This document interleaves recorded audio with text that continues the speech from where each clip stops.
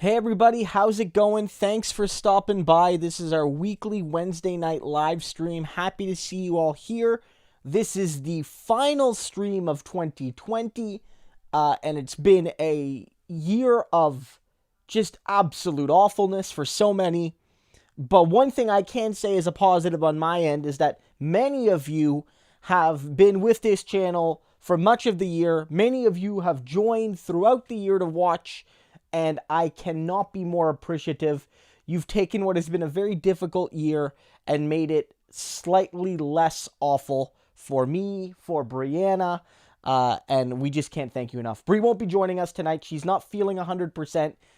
Believe it or not, when we went to go visit some family, she tweaked her back, not lifting anything heavy, but reaching to grab a piece of, or a roll of wrapping paper. Is that right, Bri? She says that's right. So she won't be joining us. In actuality, she's in a decent amount of discomfort. So everyone send your best karma and wishes to Brianna. I'm sure she'll very much appreciate it. Everyone is saying how much they love you, babe. Okay? Thank you. You're welcome. So, we could talk about a lot tonight. We could do a bit of a recap of the year. People can bring up things that they felt, maybe didn't get enough coverage, maybe got too much coverage, things they're looking forward to in 2021, things they're concerned about in 2021. We can kind of let things go in that direction. People say, Christo gang, rise up. I don't know if I have a gang, but if you guys constitute a gang, then indeed, do rise up. I very much want to see that. I very much want to see that. Everyone's saying best wishes, Brianna. Samantha Scyther says get well soon, Brianna. VJ sends a heart. So everyone is telling you to feel better. Yeah, we have lots to talk about just today alone. Well, Samantha Scyther says we need 2K checks now. 600 can't even cover rent. Well, yeah, 600 doesn't cover rent at the median level in any state. Like they've done an analysis. Nowhere in the United States does even in the lower cost states, does $600 cover the median rent. So there might be some people out there that can get a month of rent out of 600. Some. But not on average in any state, even states that have low rent otherwise, relatively low rent. So it's basically an absolutely pitiful amount of money, frankly, just totally worthless. And Bernie, to his credit, has been leading this fight, and he's been leading this fight the entire time. You guys don't need me to harp too much on this, but I'm going to anyway. Back in February, back in March, when everyone sort of knew this was going to be big and this was going to affect people for a long time, and that millions were going to lose their jobs, either in part or in full, through no fault of their own, Bernie was, with Ed Markey and Kamala Harris, to be fair, who's gone missing, we'll talk a bit about that too, they said, what we need is $2,000 a month until this is over. There's a price tag to that, but the alternative is the American people suffering, and this is a worthwhile expenditure. That'll be good for the people, good for businesses, good for the economy, and it's what we need to do. And unfortunately, it didn't happen. Republicans didn't want it. Corporate Democrats, most of them didn't want it. Didn't happen. But the fact that there was anything in those original bills was Bernie. Going back to the original CARES Act, remember that there was almost a 11th hour rebellion by Republicans in the Senate. I believe it was Tim Scott, Rick Scott, Lindsey Graham, and some other awful Republican. Doesn't even matter. And they were like, we don't like this bill because the unemployment supplement might give a few poor people slightly more money than they would if they were working. In their mind, it was absolutely horrific that in a historic crisis, one of the forms of social aid, when combined with the $1,200 check and all that, would give some of the most vulnerable, hardest working people a bit more cash than they normally get. And you remember that. Bernie said, like, look, I know this deal sucks in a lot of ways, too much corporate giveaway, but I'm going to filibuster this on your corporate giveaways unless you back down and give the more generous, $600 a week unemployment subsidy. And they did. And so people forget that part, actually, that Bernie Sanders is one of the crucial reasons that $600 supplement existed at all for even 1 week, let alone, a few months. That was Bernie. And now Bernie continues to lead the fight. I mean, I don't know what the end game is, OG Goblin. I mean, the people are asking, what do you think will happen? I mean, look, I'm not sure. There comes a time where, I don't know long term, right? Because we're at a weird time in the U.S. political map. The U.S. is the only country that does it like this. Canada doesn't have this period between elections where new Congress people are shuffling in and out, a new president is shuffling in and out, and but the old people are still in power for 2 months. We don't do that. We have an election and then the election's over, and then normally there's a couple months before the new government reconvenes Parliament, but it's not like Parliament sits in those 2 months. The government's basically done when the election happens. There's not this 2-month weird transition presidency. And so, because this is happening now, I don't know what's going to happen. Because there's a Georgia Senate election literally in 6 days. And in a week, you have the whole Electoral College certification and all that. So, hypothetically, I mean, maybe this ends after the Georgia thing. Maybe Bernie has to give in then, because it becomes clear it's not going to happen after Republicans win. Maybe Bernie keeps filibustering and the Republicans do give in. I'm not sure. Maybe Mitch McConnell hears enough from people and he allows his Republicans to vote on it, even though they're going to vote against. Maybe he lets Perdue and Loeffler vote yes on the checks to help them in their race, but he ensures he has enough Republicans to vote no to stop the checks. And so they can look like they're not the bad guys, but the Republicans can still stop this. I'm not sure. Maybe if Loeffler and Perdue both lose and Ossoff and Warnock win, I wouldn't be surprised if the checks get done, because I think that, that'll be some real momentum there. So maybe Bernie's doing that. Now, another reason Bernie's doing this, because everyone says, Ant-Man saying, big fan of the channel. Thank you, Ant-Man. I very much appreciate it. Well, look, everyone thinks that Bernie Sanders isn't a team player, like in the Democratic Party. And it's true that he challenges the Democratic establishment, which is why they were terrified about him. But Bernie Sanders has worked harder for other Democrats than Joe Biden has, or Kamala Harris has, or Hillary Clinton did, or frankly, even Barack Obama. Bernie Sanders is also doing this for tactical reasons. Because in this moment, whether it's because of the veto override on the defense bill, or whether it's these checks, as long as this Mitch McConnell, Bernie Sanders standoff is happening, the senators are sort of trapped in Washington. And that includes Perdue and Loeffler. They can't be in Georgia right now campaigning, at least not fully, because they have to keep one foot in Washington ready to vote on these two very important matters. Right? They can't. So Bernie, in doing this, is not only making a stand for $2,000, and he's not only exposing the cleavages within the Republican Party, and he's not only showing that, despite the fact that big stimulus checks have massive bipartisan support, and that the Republicans are rejecting that, he's doing all of that, and he's hamstringing, if only a little bit, the ability of these two Georgia senators to campaign. Like, this is what Bernie's doing. Like, Bernie's a team player. You know, and you could say that that's a weakness of Bernie because he was too willing to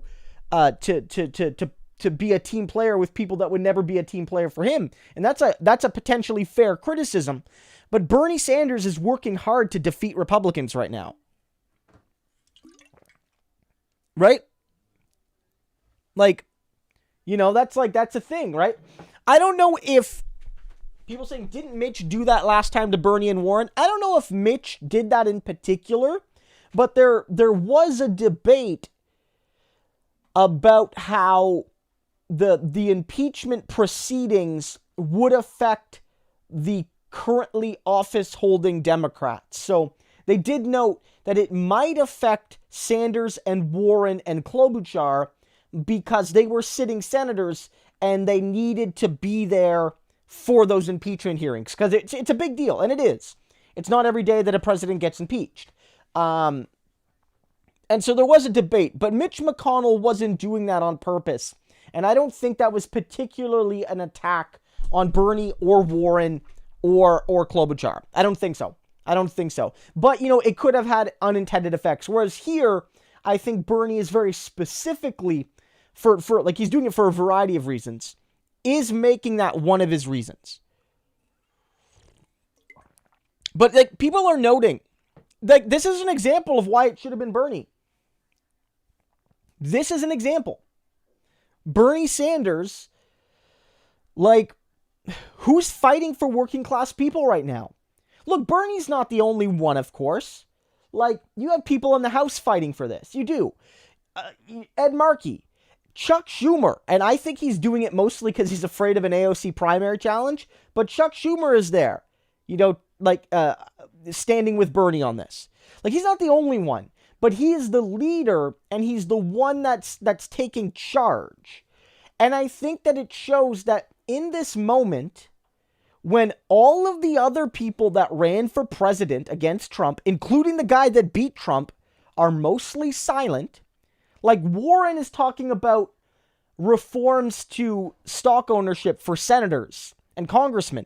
And I agree with her on that. I think that's actually a good point by Warren, because I think that Loeffler and Perdue, among others, have shown that insider trading and conflicts of interest are endemic in Congress. But the fact of the matter is, like, where's Klobuchar? Like, where are all these people? Like, the only other major person that ran for president that's really talked about this a little bit has been Andrew Yang. And that's, you know, in part because he basic income is his thing. And this, I know it's not a basic income, but like some of the arguments are transferable, of course, right? But like for the most part, they've all been silent. And like, there's no excuse. There's no excuse. I mean, Joe Biden did a press conference yesterday, I believe, maybe the day before. And he talked about some important stuff. He talked about vaccines, distribution of those vaccines. He talked about his transition. I don't want to suggest that those things aren't important. But in that speech, he did not find time to talk about the $2,000 checks. He did not find time to talk about them. He didn't. Gave this whole big press conference. President-elect, eyes of the country on it, did not bring up the stimulus checks. Didn't bring it up. A policy that's got like 88% support, including like 83% of Republicans, which damn well means that like even in a red state like Georgia, where maybe the Republicans are even more conservative. I know Georgia's not a super, but it's like a historically red state. Say like 75% of Republicans in Georgia probably support this, right? Didn't bring it up. It only came up because a journalist after his remarks came up and said to him, or asked him from the crowd, you know, Mr. President-elect, do you support $2,000 checks? And Biden said yes. And it's good he gave a clear answer, but like, you need to say more. You need to say more, Joe. Like, come on. This is the main, like, look, like, besides, the continued crisis, the health crisis, this is the story right now in Washington, across the country. Will the $2,000 checks get done? And you are silent on it. And look, I don't care what Joe Biden believes philosophically. As an act of politics, he is failing right now. He's failing. Failing.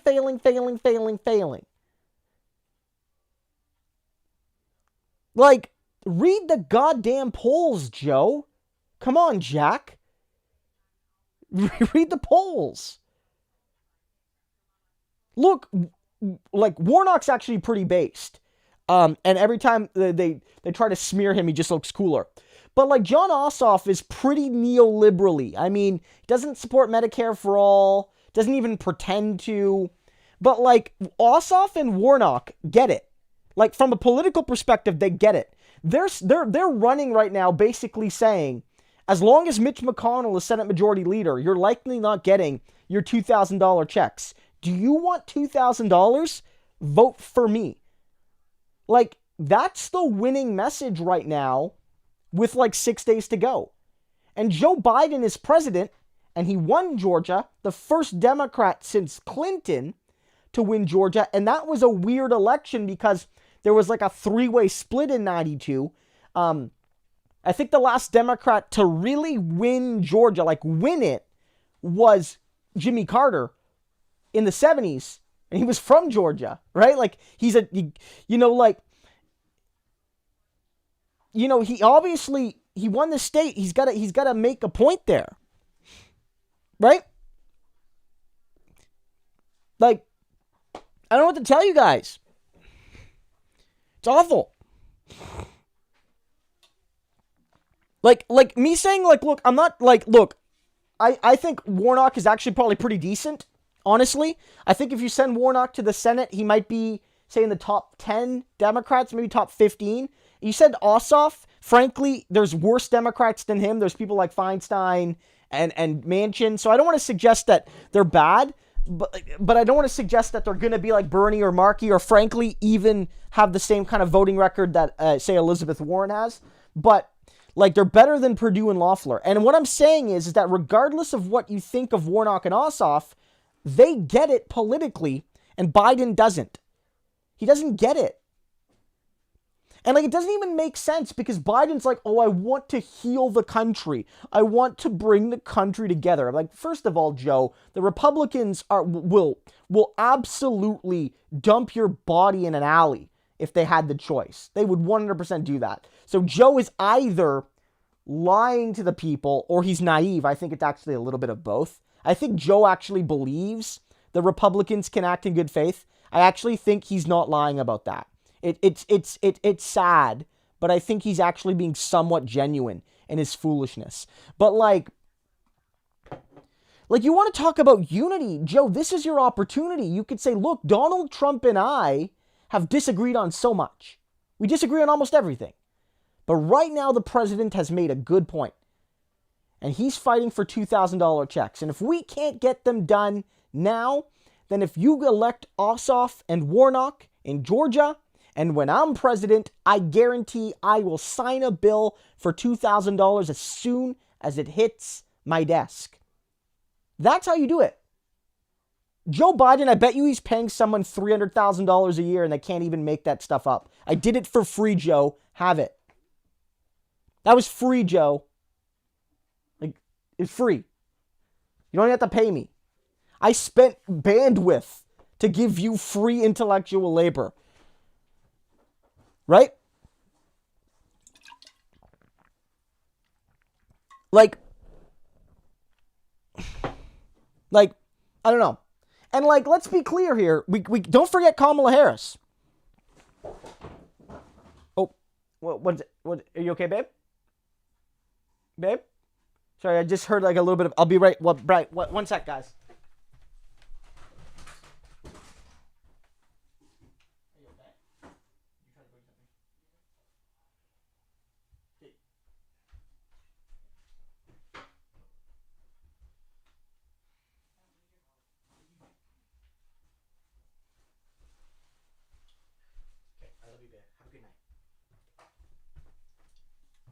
Okay, everything's good. Everything's good. Okay, so, like, don't forget Kamala Harris. Don't forget. Don't forget Kamala Harris. Everything's fine. Everyone's freaking out. Babe, are you okay? Yeah. Everything's okay. She just, Brie was she got some new clothes after Christmas, and we just had a bit of a close-a-lanch. FBI open. People are like, FBI open up. So my view is like let's not forget about Kamala Harris though. Like let's not, because Kamala Harris is 100% at fault here too. Kamala Harris, again, we noted this. Kamala Harris is the queen of sponsoring progressive legislation and then doing nothing to support that progressive legislation. Dan Quarterbine is like, I hope Brie's okay. Brie, are you okay? Yeah, she's good, guys. She's good. Okay, so, like, Kamala Harris is the champion of that. Right? She was the first sponsor of Bernie's Medicare for All bill. That was Kamala. 100%. That was her.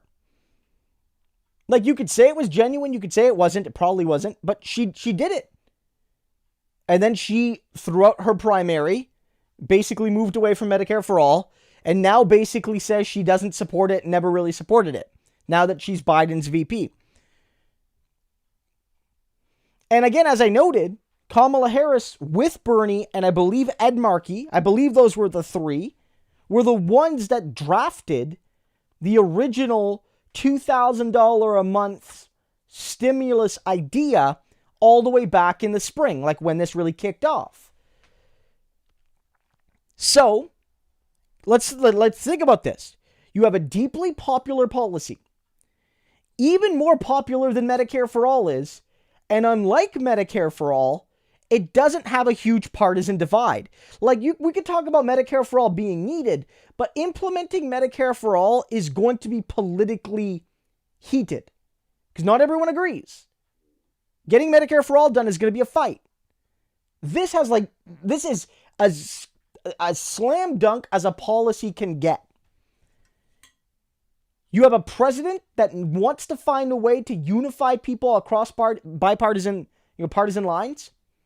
You have a VP coming in that wrote the original legislation asking for 2K. Where is she? Where is Kamala Harris right now?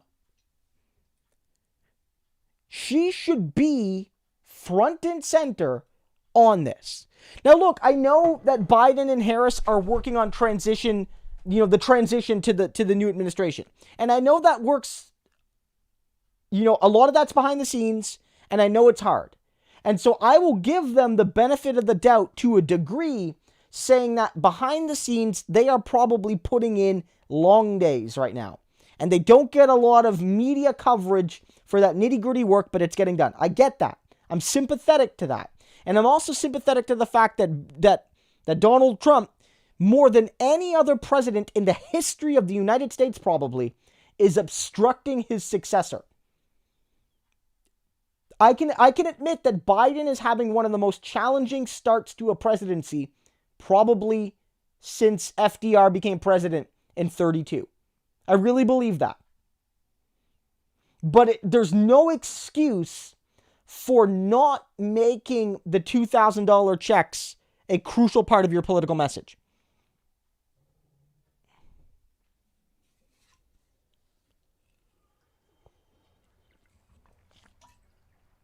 And here's the thing. Kamala Harris, even if you argue, okay, she's just VP elect, like what power does she have? She's still a senator.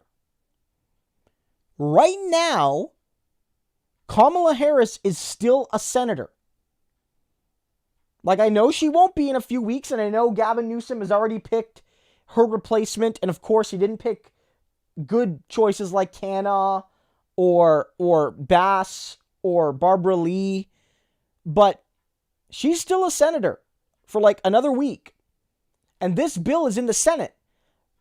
Why can't Kamala Harris take a little bit of time from her day to go into the Senate and talk about how the American people need $2,000 and talk about how Mitch McConnell is the biggest barrier to what the working class needs, and talk about how if you elect Ossoff and Warnock in Georgia, you will be that step closer to getting the help you need.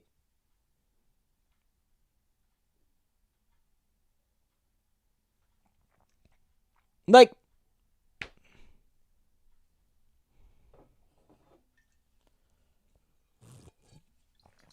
that's what's happening here. I don't know. It's infuriating to me. It's absolutely infuriating. Yeah.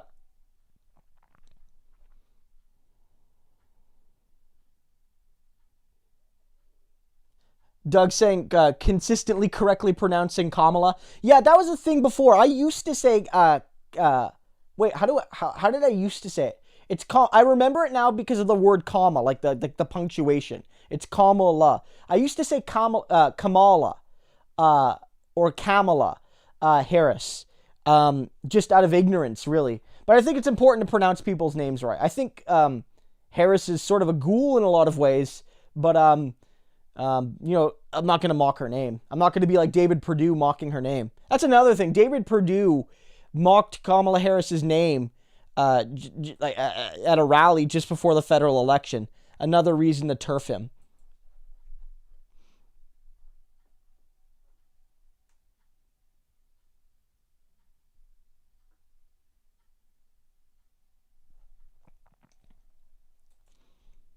I just think that there needs to be a greater cognizance there. And this goes to some degree to what Biden's strategy is. And I think, again, it's a mixture of Biden wants to protect the status quo at all costs, but also his political naivete. Remember how Biden a few days ago was like, the Republican Senate will work with me, even though some of them are actually playing an active role in subverting my electoral victory. But he said, I'll never embarrass Republicans in public. I'll never embarrass a Republican senator. Why the hell not, Joe? If they deserve to be embarrassed, they should be embarrassed. If they're being ghoulish, embarrass them. Right? A ghoul is basically like a monster or something. I like using it because it's a good word that I think describes the monstrosity of the Republican Party. And if I called them a swear word, my video would get demonetized, and I don't want that to happen. So it's a word I like using in the YouTube space. And if you look at Mitch McConnell's hands, look at that man's hands and tell me that he's not transforming into a monster or some kind of Frankenstein's beast in real time. But look, the fact of the matter is, Joe Biden is basically disarming himself in public discourse. What Joe Biden should say is, look, and I don't think the Republicans deserve even this, but it's what you say to sound like you're being reasonable is, look, I look forward to working with anyone who will work with me. If they act in good faith, I will hear them out. Nonetheless, if Republicans continue to obstruct, and if Republicans continue to disrespect the democratic will of the American people, I will not tolerate it, and I will not, refrain from speaking out against them. Again, $300,000 Joe Biden could pay me for that political messaging right there. And we also have to remember here, what this is also teaching us, and this is another reason why I think the Biden strategy is bad, is that, look, Trump continues to be damaging to American democracy. He's president for a few more weeks. You can't ignore Trump, at least not yet. You can't ignore him. He's still president. But I think what this really shows is that the Democratic Party really needs to take on the Republicans. That Trump is bad and he's awful, but he's on his way out, and Mitch McConnell is probably worse. And many Republican senators and congressmen are probably worse, either because their views are just as hateful as Trump's or even worse, or simply because in their higher level of competency, they get more evil done. Mitch McConnell is a more effective evil villain than Donald Trump, because he has the ability to marshal people and get things done logistically in a way Trump didn't have the patience for, the temperament for, right? Like, simple reality. And so I do think that the goal here has to be to realize that, like, focusing on Trump to the exclusion of the Republican Party has limited the ability of the Democrats to fight during this transition period. And in fact, one of the arguments I made, and others made too, I wasn't the first to make this, but I did find it persuasive, was that all of the focus on Trump, which did work. I mean, Joe Biden literally got more votes than anyone ever. You cannot deny that Joe Biden, ran a successful presidential campaign. He did. He got more votes than anyone ever, and the highest turnout in more than 100 years. The fact of the matter is, though, in attacking only Trump, you failed to really tar and feather all the Republicans without whom Trump's evil likely wouldn't have happened, if not at all, to a large degree. Trump's executive orders could still happen, of course, but like, Trump was enabled by Republicans in the House and in the Senate. People like Mitch McConnell and Kevin McCarthy and these types. There wasn't enough of an effort by the Democrats, by Joe Biden in particular, to tar and feather the Republican Party. In the opposite, Biden continued throughout the whole process, said, as soon as Trump is gone, the Republicans will become reasonable again. That's what he said. He said, it might take some time, but he says in the short to medium term, the Republicans will become a reasonable party again. And so, you know what that's a signal from the guy running for the Democrats? That's a signal to voters that vote against Trump, but the Republicans are actually good. Biden has always said he wants a strong Republican Party. Biden has always said he's considering putting Republicans in his cabinet. This is Joe Biden, right? The Democratic strategy was very effective at the presidential level, but it failed at the congressional level and at the senatorial level. And you're seeing that here as well. Biden needs to be hammering the Republican senators right now. And he's not doing it. He's not doing it. No, see, like, Biden's not a Republican. See, I hate that thing for a couple reasons when people say Biden's a Republican. One, he's not, because he's a Democrat. The argument that, he's an actual Republican, I think simultaneously is wrong because, look, the Republicans take ghoulishness at least 2 or 3 steps higher than the Democrats. They do. I don't think the parties are as different as they make themselves out to be, but the Republicans are a level of ghoulishness distinct from the Democrats. They just are. Look at voting records in Congress. If the parties were the same, you would see a bubble where blue and red mix. They don't. In the Senate and the House, there's huge gaps between them. The parties are different. They're not different enough, but they are different. They are. Like, simple as that. Ask a trans person. Ask an LGBTQ person. They are different. Not different enough. Like, for instance, everyone's saying vote blue if you want to stop a George Floyd type situation, whereas when many of the cities where police overreach happens have Democratic mayors and governors and councilors and congressmen and senators. Like, I'm not trying to suggest the parties are extremely different, but they are different. But also, it gets Biden off the hook. The problem is not that Joe Biden's a Republican, but that Joe Biden's a Democrat, and he typifies the Democratic Party, and the Democratic Party is awful. That's the issue. Joe Biden is not a Republican. He's never been a Republican. He was a Democrat when he supported segregationists. He's always been a Democrat. That's precisely the problem.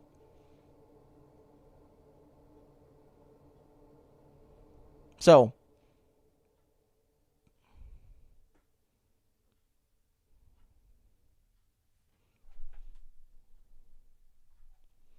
got a super chat here from Ben Riley saying, Brianna Joy Gray is going to be doing a town hall with Kyle and Jimmy.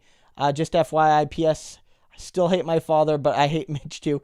Yeah, I mean, that'll be interesting. I mean, my perspective, I think, is that I am less on their side of the force the vote debate than I am on the it's a symbolistic vote that maybe is not something I would invest my political capital in. My view is, look, if you want to get rid of Pelosi, try your best to get rid of her. I don't think it'll succeed, but try. But if you're really going to hold Pelosi's speakership hostage, then a vote that you know you're going to lose is a waste of time. That's amateur hour. Like, if you want to hold her hostage, you got to hold her hostage on something that'll actually get you something.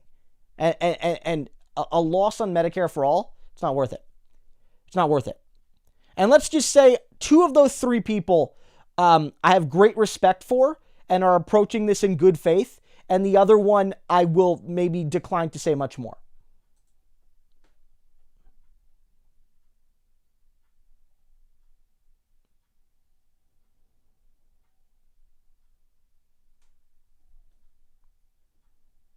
Like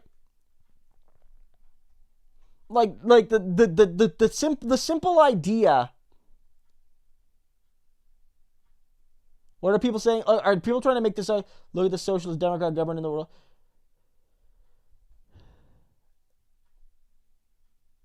People trying to suggest democracy is bad.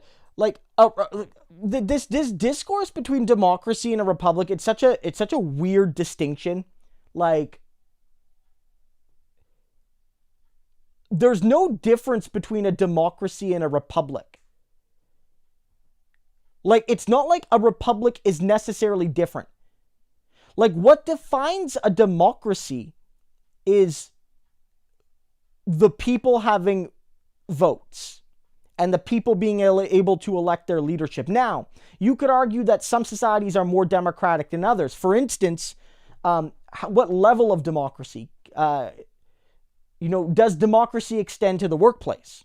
I would argue that truly democratic societies don't exist in most of the world because workers have autocratic relationships to their bosses. Their bosses have autocratic power over them, especially in workplaces without unions. So, like, you could make that argument. But, like, a republic is simply defined by the existence of a president and, like, a non-hereditary system. A republic doesn't need to be a democracy, and a democracy doesn't need to be a republic.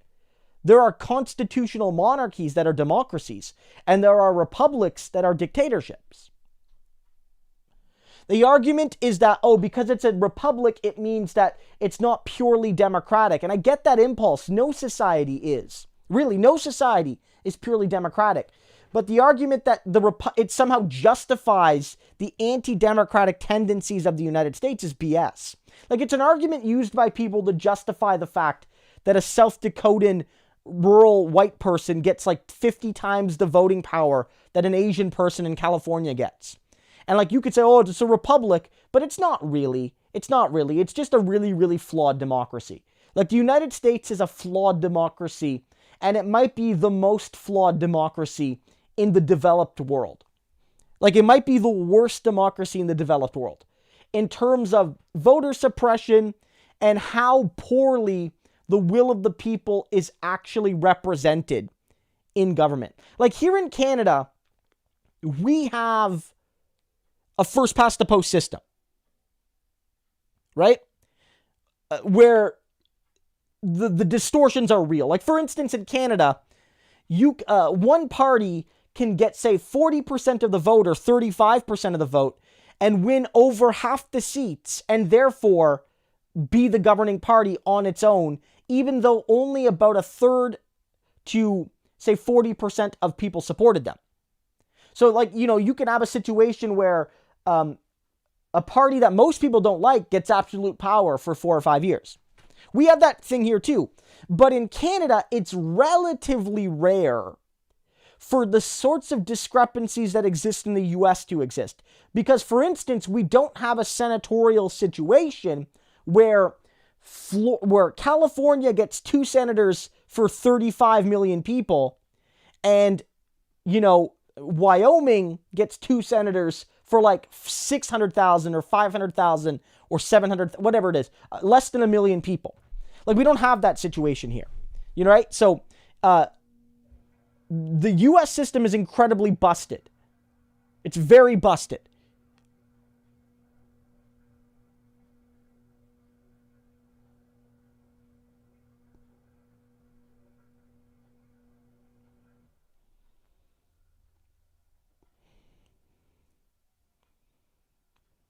Well, that's what I'm saying. It is a flawed democracy. The United States is a flawed democracy, and you can judge a democracy by its quality for a variety of ways. Again, I would say even the Scandinavian countries are flawed democracy, and they have proportional representation, and they have good gender balance in their government. They have lots of parties to pick from, so most people can find a party that they can vote for that they believe in, and because of the proportionality, their votes can generally lead to some representation in the parliament, in the legislatures. But even those societies, capitalists still have autocratic power over the working class. No democracy is perfect. But the thing with the United States is, like, whether it's the undue influence of money in politics, whether it's, again, voter suppression, especially aimed at minorities, and in particular, black people, and often poor people and young people, whether it's the two-party system, which leaves a lot of viewpoints out, whether it's the first-past-the-post system, which makes it harder for third parties to even exist, and in the U.S., whether it's the gerrymandering, which is, I don't know if there's another country that has the sort of gerrymandering the U.S. does. In Canada, our ridings are done, all of these things make the United States a deeply flawed country. There is no country where the systems of democracy are purposefully designed to actually disenfranchise the people as much as it is in the United States, in the developing world, in the developed world. It's just a reality. It's a reality. Look at it this way. Look at it this way. And you could say, well, these are the rules of the game, and the game is what the game is. Like, I get that. Like, the game is each state gets 2 senators. Every party knows that, right? Every party knows that. But the game is what the game is. Let's go back to 2018. 2018 Senate elections. Okay? So the 2018 Senate elections, the Democrats, I'll drop the link in the chat here so everyone can see it.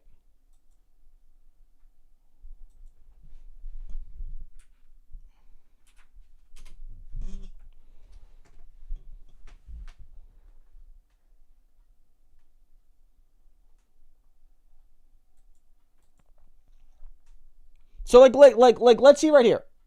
Right here, this was the election here. You have the Republicans winning 11 seats, the Democrats winning 22 seats. But if you look here, in those races, the Democrats got so many more votes. If you look at the amount of votes the actual senators have, it's crazy, right? Right? Like, if you look at the representation in the U.S., the Democrats get dozens of millions of more votes for senator.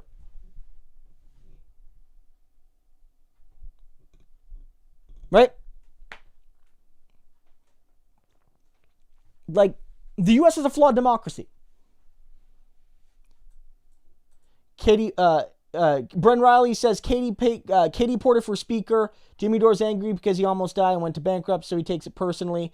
My mom's sick, so I get it. Anywho, lots of bills failed first time before passing. Strategy worked in 1922 House. Yeah, no, I get that. I 100% get that. And I'm not suggesting that there is no scenario in which I would support the vote happening. I do think there are risks.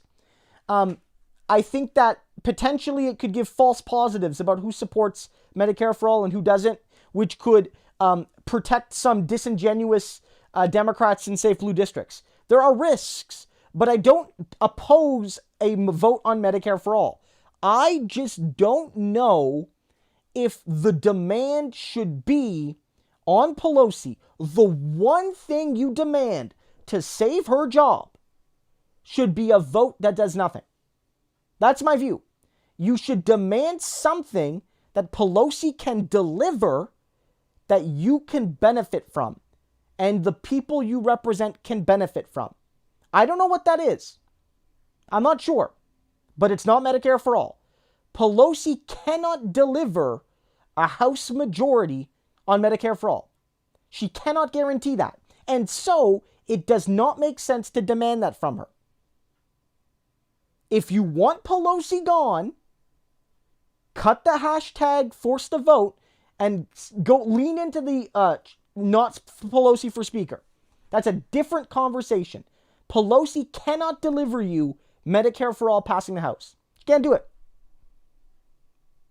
She can't do it. She can't make that promise. Can't do it. So do you want Pelosi gone?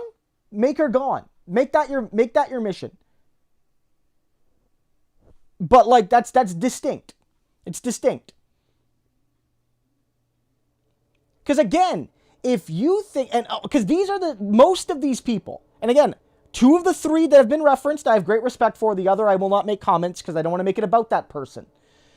You guys know which one I'm talking about. But like, let's be clear. Let's be clear. The fact of the matter is, if Pelosi is that bad, and I believe she is, then why should one symbolic vote allow the left to legitimize her? Why? Because the deal they're making here is too generous to Pelosi, if anything. The deal is saying the left does not like you. If you give us a vote you know will fail, we will endorse you openly. What Jimmy Dore, and he can say he doesn't mean it, but this is what they're saying. If you give us this meaningless symbolic vote, the left endorses Nancy Pelosi for speaker for the next 2 years. That's the trade. That's what they're asking for, is the legitimization of Pelosi's neoliberal rule for a song, for nothing tangible. That's what they're asking for. Now, if they were to say, look, we want Pelosi gone, we want her gone. There's nothing she can do for us because we want her gone. People might agree with that or disagree with that, but I think that's a far more logical argument. Pelosi has been too bad for too long. She's too neoliberal. She's failed to represent us. She lost seats in an election that she shouldn't have lost any. She went on a night talk show during a pandemic where people are struggling to talk about her luxury ice cream in front of her luxury fridges. She doesn't understand it. She needs to go. That's my viewpoint. If that's what you believe, then a Medicare for all vote is not enough to save her job. Then you have to have a discussion. Who do you replace her with? Do you get someone better? There's a chance you get someone worse. Frankly, like, look at the voting record. I can bring up the DW nominate. People don't like having this discussion, guys, but if you think Pelosi is the worst House Democrat, you're fooling yourself. Like, you're fooling yourself. Pelosi is by no means the worst House Democrat at all. Like, that's like, it's like, here's the DW nominate score. And if you look here, I'm gonna give you the link. Like, if you look here, Okay, I'm going to, yeah. I'm going to bring this up on the screen here because this is pretty important and I want you guys to see it. So let me do a window capture. Okay, this might be a little hard to see, but I'm going to do it. We're going to try it.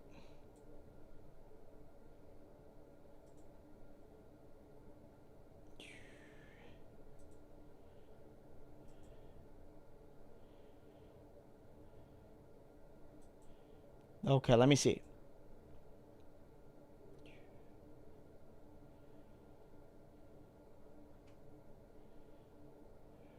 Why is it? Okay, can you guys see that? Okay, so I'm going to zoom in a little bit here. This scale right here is a rough estimate of liberal and conservative voting in the House. Okay? Over here are all the Republicans. This is what I'm telling you about when the parties are not the same. Right? Like, we'd like to believe they are, but like, look, there's no Republicans here. There's no Republicans here. This is the gap between the worst Democrats over here and the best Republicans, quote unquote, over here. Down here, you have the squad. These are the 4 squad members. Okay, wait, I'm going to shrink myself here because you probably can't see them. Down here, these are the 4 squad members over here. You might not be able to see them all, but they're right here, the 4 squad members. The reason they're here sort of towards the middle is because it's a measure in part of how you vote party on party. So the squad is distinct. That's not a bad thing that they're there. In general, however, right? In general, however, the more you're in this corner, the better. The more you're in this corner, the better. Here's Pelosi. She is among the more liberal on economic and social values. None of this is me endorsing Pelosi. None of it. But she is better than about 75 to 80% of the people in the Democratic caucus. So the odds are, guys, and I'm going to be real here, the odds are you get someone worse than Pelosi and someone significantly worse than Pelosi. None of this is me saying don't turf Pelosi. None of this is me saying don't have a vote on Medicare for all. But I might suggest that the people suggesting that these are no-brainer decisions have maybe not thought about the consequences of the no-brainer decisions. Maybe not enough. That's all I'm saying.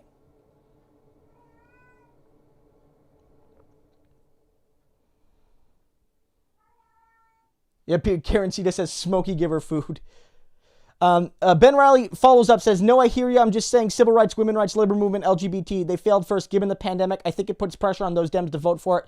Otherwise, vote them out. Yeah, to a degree, that's true. But we also have to remember in some of cases, that's not always true. The LGBT decisions, they happen through the courts. They happen through the courts mostly.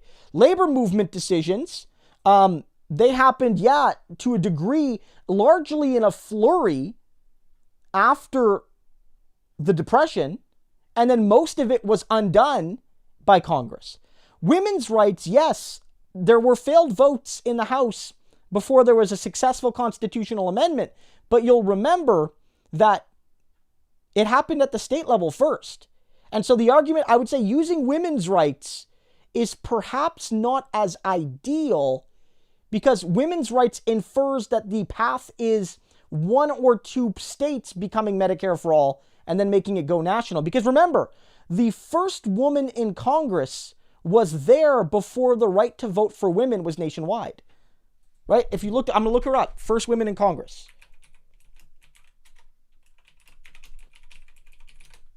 The first woman in Congress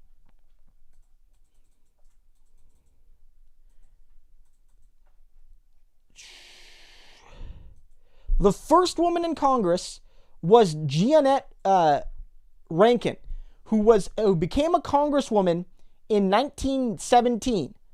from the state of Montana. The 19th Amendment to the Constitution did not pass until 1919. So I would suggest that the argument of using women's suffrage is actually that you need a state to pass Medicare for all and then make it go national. So I don't feel that that's the best argument, Ben, with respect. And civil rights, yes, there were failures before there were successes, but civil rights did not happen because they tried to hold up the speakership. Civil rights happened because black people put their lives on the line protesting. Maybe it would be more successful to organize protests around Medicare for all than trading one symbolic vote to legitimize Nancy Pelosi. That's all I'm suggesting here. I really didn't even want to have this discussion anymore because it gets me heated, and people are heated about it, and I feel I feel for the most part the people on both sides of this discussion are good faith. There's been some awful things said about Brianna Joy Gray, which I 100% don't support. Okay. Oh, people want to know about that graphic. Who's the worst Democrat on that graphic? Well, it might not be exactly clear. I won't bring it up on the screen again. But if you look here, the worst Democrat on that graphic in terms of being, say, closest to the Republicans is, who is that? It is Kristen Sinema. She is the most, she's the most right-wing on economic issues, at least, but she's somewhat centrist on the social issues. The most right-wing on the social issues is Democrat Colin Clark Peterson, as well as Vicente Gonzalez from Texas. Other bad ones include Brenda Jones. She's pretty right-wing. Sanford Dixon Bishop, James Cooper, Josh Gottemer, but he used to be like a Republican, wasn't he? Thomas O'Halloran, Brad Schneider. These are some of the worst Democrats.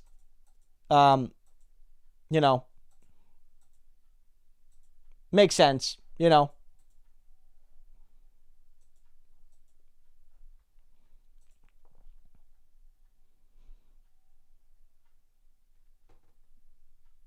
Yeah, well, Biden, people saying Biden campaigned for Republicans. Biden, he didn't so much, he did a speech in favor of a Republican running for re-election in 2018. So he did help an incumbent Republican keep office in Michigan, I think running for Congress. I don't know if Biden made a difference. Well, actually, here's what we take a look at the Senate. And if you look at the Senate, it is very true that Joe Manchin is the most conservative Democrat. Let's bring that. I'll bring this up again. I like looking at graphs with you guys. Grabbing some graph time here. Okay, let me bring this up. Okay, let me look. Here we go. Bam. Bring it up here. Excuse me. Let me bring this up. Okay. And so if we bring this up over here, let me throw this here. Okay, so here's the Senate.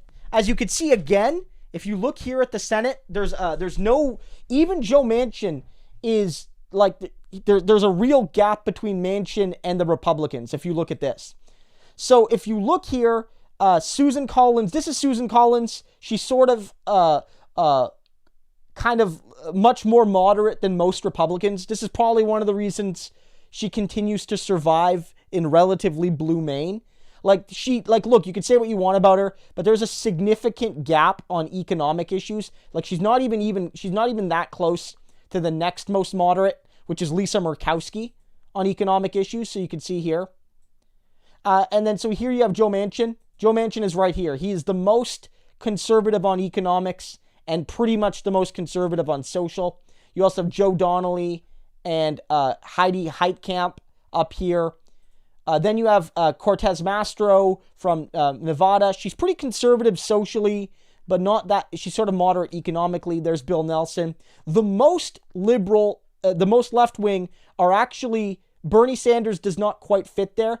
Warren and Harris are, but Bernie is right here, I believe. So Bernie does not look as left-wing as he actually is on this list. Bernie is in the group here with, where is Bernie? Let me look here. Bernie is right here.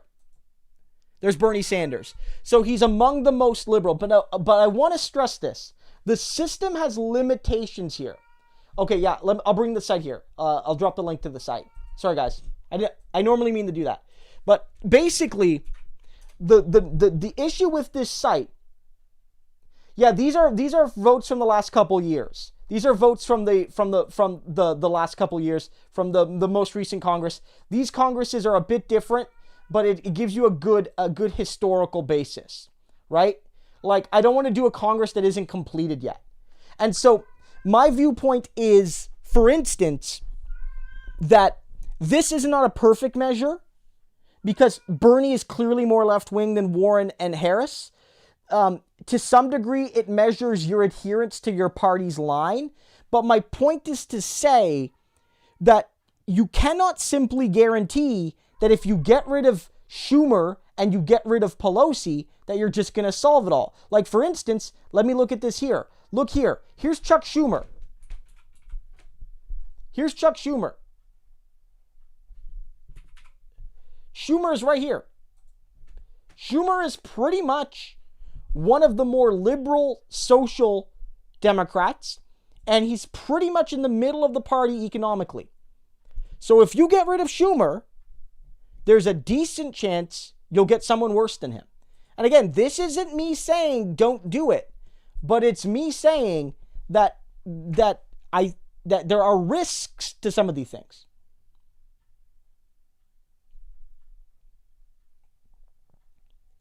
Ben Riley says that's in my opinion, but Barbara Lee could replace her because let's be real, if Pelosi died, we need to be prepared regardless. I hear you. I just mean that it serves to galvanize people. Everything's risky, but 1922 forced major house changes. Look, I mean, I think, Ben, I think you make some good points. I do. I think you make some good points. And my point isn't to say like you're wrong or you need to like, or anything like that. I guess my point is saying that like, it's not as slam dunk from my perspective as some others are making it. And I also think that the understanding of the current House is skewed, and people see Schumer and Pelosi as like the most right wing, and they're not really. Why is my camera all foggy? 1 second. Okay, there we go. Sorry about that, guys. That was weird. Okay, like they're not, and that's the scary. And that's like a scary thing. Right? Yeah, I mean, one thing though, and I've noted this before, is that even beyond ideology, the Democratic Party is doing an awful thing here. There are three key positions. There's like speaker, I think deputy speaker, and whip. And all three are in their 80s. All three are in their 80s, guys. Pelosi is in her 80s. Clyburn is in his 80s. Steny Hoyer, he's in his 80s. So even beyond ideology, like let's be like, and you shouldn't go beyond ideology, but even beyond ideology, it's probably not the best idea that the entire Democratic Party congressional, like the top leaders are all in their 80s. Like that seems absurd to me. Like that seems absurd to me that people are like, yeah, this is fine. This is normal that our leaders are all, that our entire leadership is octogenarian. It seems ridiculous to me. Laugh Out Liberty says, why do you want government so heavily involved in our lives when they suck at absolutely everything that include Dems and reps? How is this progressive? Look, I'll tell you one thing, Laugh Out Liberty. I'm going to guess by your name and your picture that you're a believer in the free market principle. But like, let's just look at a couple things here. The United States has more empty homes than homeless people. With that knowledge, you cannot tell me supply and demand works. It doesn't work. Doesn't work. Doesn't work. Government might not be perfect, but it is a better provider of basic human necessities. Things with inelastic demand have to be delivered by government. I might even go a little bit further. But like, you cannot choose to like have shelter. You cannot choose to withhold insulin. And so having these things done through the market is bad. It's bad. Look at another thing right now. Even some people have been praising the pharmaceutical companies for getting the vaccines done so quickly. And I don't want to deny the heroic effort by the scientists, the actual professionals working at Pfizer and Moderna and these companies. They did great work. They deserve a medal. Like literally, we should have a medal ceremony for those scientists, along with grocery store workers and nurses and doctors and all those sorts of people.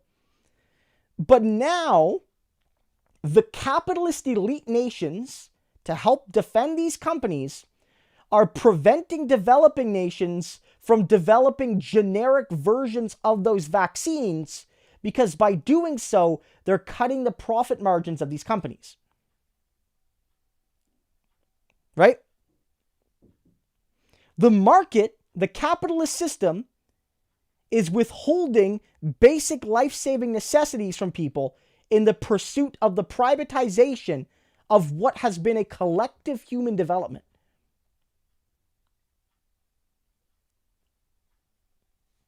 Right? Like, doesn't work. Market doesn't work for that. Doesn't work for that.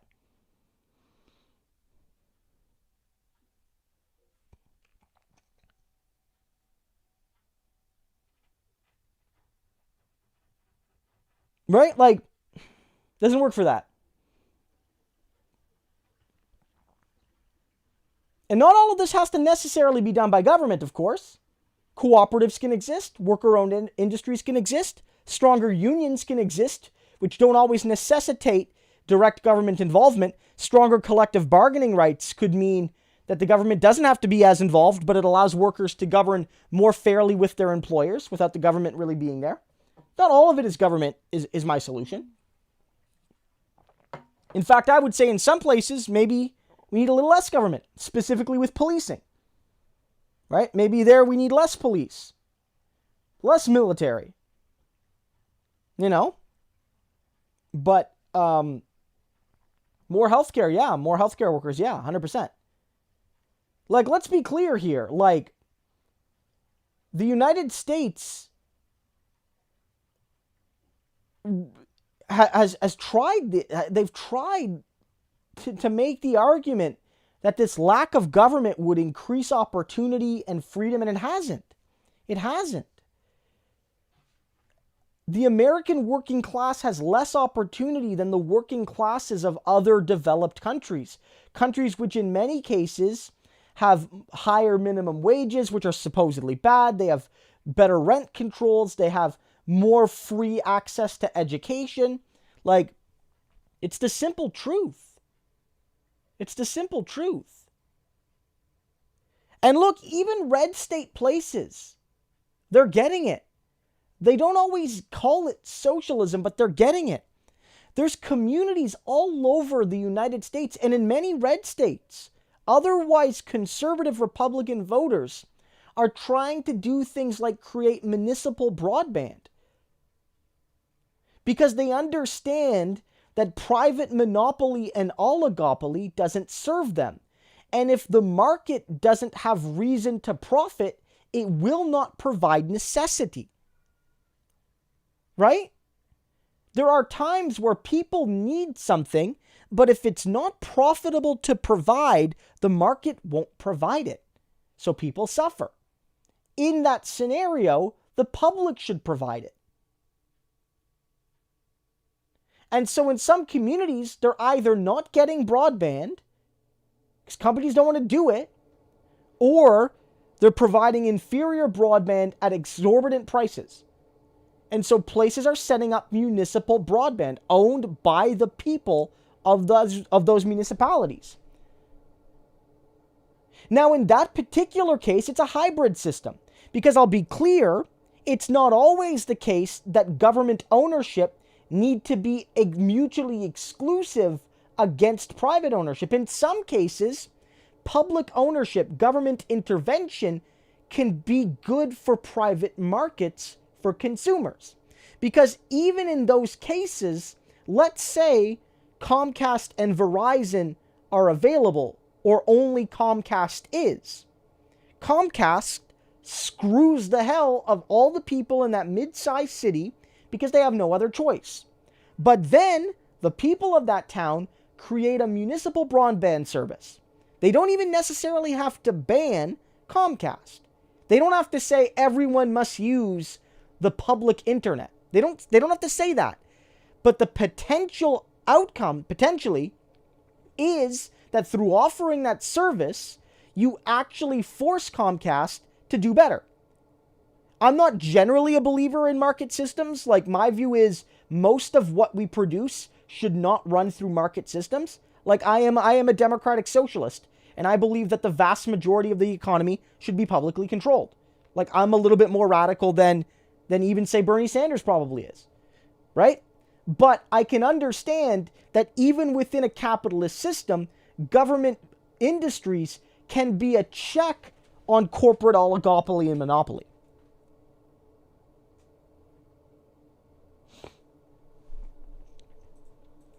So you want competition. Capitalists love competition, supposedly, but they don't. Capitalists hate competition. But like the lovers of the market system, they love competition. Well, what if the government gets involved to provide a little bit more competition? What's wrong with that? What's wrong with that? Nothing wrong with that.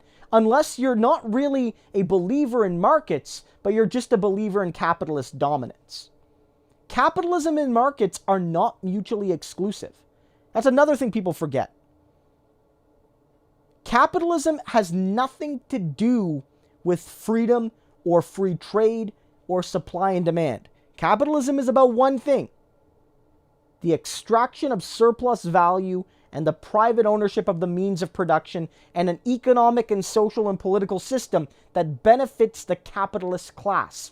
In some cases, yes, free markets, free trade, those sorts of things are useful to the capitalist class. But in other cases, you might suggest that a lack of freedom, a lack of markets, a lack of competition, a lack of those things is good for the capitalist class. In some cases, capitalists hate regulation because regulations mean workers don't lose an arm and a leg literally at work. In other cases, capitalists love regulation because it prevents competitors from entering the market. It depends.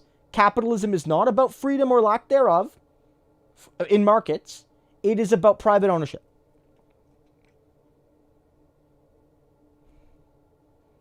Like, for instance, another argument here. People bring up postal banking. One of the arguments in favor of postal banking, guys, is that it could offer banking services to underrepresented communities. One argument, and it's done this in Europe in certain places, is it offers microloans to people. Short-term, relatively low loans meant to help people struggling for short-term needs. Exactly the niche that the loan sharking payday loan companies have filled. We have them in Canada. You have them in the US. They are a blight on humanity. But people need money sometimes. And not everyone has family or friends to get it. Not everyone has credit cards. Not everyone has cheap lines of credit at a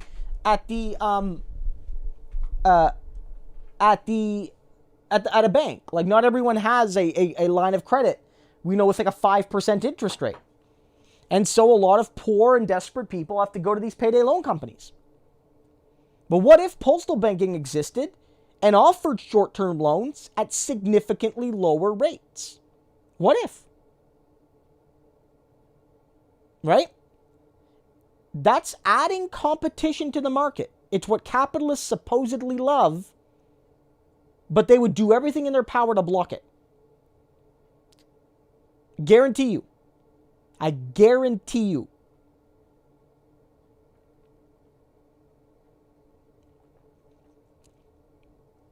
Ben says here to follow up. Sorry, Ben, I know you've... and Ben, thank you for all your support tonight. It's been particularly generous. It says, no, it's not foolproof at all. It's basically like a game of blitz chest IMO. The pandemic is a good selling point, but it won't last forever. Just a thought, but I would... love Roe as speaker, too. No, 100%. I mean, there's a lot of great options. Katie Porter is great. Ro Khanna is great. There's a lot of good options to pick from. I just don't know if the average Democrat in Congress would agree with Christo Aivalis and Ben Riley about who should be next speaker. And that's one of the challenges. And again, I'm not saying don't replace Pelosi. I'm just saying that, it's like some people woke up and were like, oh, we should just get rid of Pelosi. Like, no one's ever thought about it. And I mean, I don't know. It seems like maybe people have thought about it, and it's not as easy as people think. Like, I always go through two things. When I think of something, I say to myself, I'm either a genius, and I'm the first person to ever think of this, or dozens or hundreds or thousands of other people have thought about it and realized it's stupid. And sometimes I don't know. Sometimes I don't know. Or it's not feasible. And so I'm not sure. Capitalism isn't making opportunity, it's about crushing it for profit. Basic game theory, right-wing libertarianism is self-defeating, and it's not just means of production. Capitalism controls the means of distribution as well. Yes, Ben, those are 100. That's bang on. Look, here's an argument, because it's really ironic. Okay, sometimes I'm off track here, but we're going into microeconomic theory, guys. It's theory hour here on the Christo Aivalis live stream, I guess. We're doing theory hour. Okay. Who here, let me know in the comments, who here has taken like a microeconomics 101 class, maybe in college, maybe high school even, university, who's taken one of those courses? Because one thing that capitalists will always tell you is that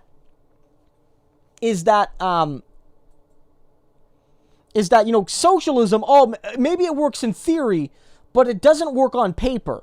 But microeconomic theory, like neoliberal economics, as taught via like the university system, is even more theoretical in many ways than like socialism as per Marx. And so one of the arguments they will make is they will always set up a scenario that doesn't actually exist in real life. So what they'll do to create like a perfect market is the example my professor in undergrad would use was like ice cream. Like there is 20 ice cream shops in this town, and they are all of roughly equal size, and none of the ice cream shops on their own can like make significant adjustments to the market to distort it, which of course that doesn't exist. That doesn't really exist in many markets, right? And then it makes the hypothetical argument that let's say one of the ice cream stores comes up with a great new flavor and they increase their business, or they come up with a way to source ice cream cheaper. They come up with a way to get more ice cream for less money.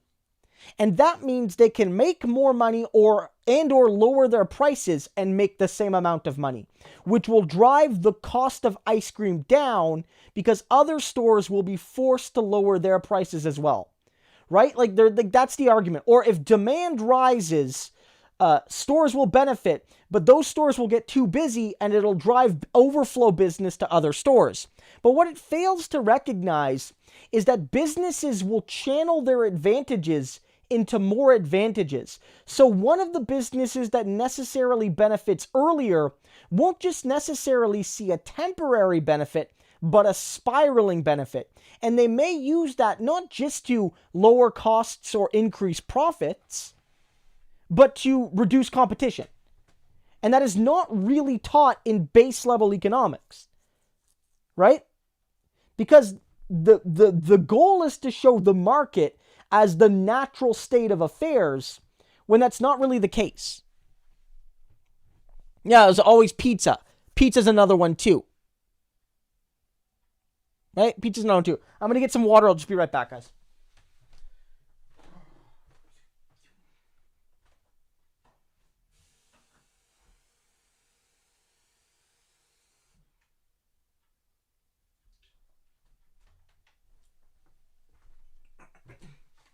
Like pizza's another one too. And so there really is this sense that, like, oh, the market will naturally work, but that's not really how it happens. Like, it's never set up where it's like, okay, so one business sets up a franchise system and through larger economies of scale is able to effectively sell at a loss for significant periods of time, such that other companies go out of business, upon which time they raise their prices, no longer facing competition. They have significant power now to lobby local officials to set up laws and regulations to benefit the industry in general, potentially, but also them in particular. Like, all of these things are not covered because that doesn't fit the ideology, right? There is no more indoctrinating department in a university than the economics department. None. Even the business school. Even the business school, not as much as the economics department. Trump did not win anything in 2020. Kimlin Quinton. He did not. Trump did not win. Okay. So we got a couple. So just one second. I got to refresh my dashboard here for some reason. It's being all weird. Let me do that. I noticed we have a couple of people who have asked some super chat questions. We have John Barlich says, I love Bernie, but I hate that he isn't president. Yeah, 100%, John. I mean, this, like, everyone's like, I'll probably be sad about that for a long, long time. But in particular, whenever you get glimpses of Bernie again showing his leadership as he's been showing, you really do start to see, like, this is a man that's been fighting so hard for working class people. This is a man that's been pushing every day for these checks people need. He's, doing what he can to defeat the worst Republicans. Like, whether it's, helping down ballot, I think that he's really underestimated for his ability to help other people get elected. Like, yeah, I really do think that we're getting a front row seat into the missed opportunity that what happened with Bernie, like, ideologically, but also politically. I think there's a real missed opportunity. And Ben Riley says, as a black male, I hate capitalism. Maybe I'm biased because we were the capital to be controlled. Ben, I mean, that's a great point. I mean, that's not, I can't speak to that with my own experience, of course. I don't share that historical or contemporary experience. But you're right that, like, the development of capitalism and modern racism, discrimination and those things have always existed. But modern racial inequality and capitalism developed not fully analogously, but they developed together, at least loosely. Like, the modern system of capitalism might have been impossible in many ways without the fundamental dehumanization of black people, especially, but not just them, like other people of color, indigenous people, but black people in particular, through the system of chattel ownership of humans. But also, modern racism might have existed without capitalism, but capitalism mutated it in particular ways. Yeah, I mean, that's a great point. I mean, Samantha Thider, you're right. But I mean, I've done talks at business schools where the professors have spoken in favor of strong unions and have said that I did a talk at a business school. I'll tell you this quick story. A few years ago, when I was still a grad student, when I was doing my PhD, and I was also a chief steward of my local union of grad student instructors at Queen's University in Kingston, Ontario, PSAC Local 901. And at the time, we did a panel for an intro human resources class where we brought 1 week they had managers come in And then the next week, they brought in some representatives from unions around the community. And the dean of the business school, or vice dean, was there. And I might have expected the man to be like, unions are bad because they are inefficient, they protect bad workers. You know, all the stereotypes about what a big shot business school dean would say. But he actually made a crucial point. His argument was, unions, when they do their job, are doing what they are there to do. They are protecting workers. When a bad worker is quote unquote protected by the union, it is almost always a failure of management, because the manager has not kept notes on the worker, being late. They have not done a good enough job demonstrating cause for firing or suspension or discipline. And all the union is doing is applying the standards of the collective agreement. When a manager comes to a union rep and says, look, this person was late and we warned them, and then they were late again and we warned them again, and here's when it happened, and they were 25 minutes late, and then the third time it happened, I sat down with them and we wrote out a formal report, and then a fourth time or whatever. Like, you can set up systems to manage these things. And his argument was basically defending unions, whereas an economics professor might say unions are bad because they distort the market, and so therefore the natural market should dictate that unions not exist.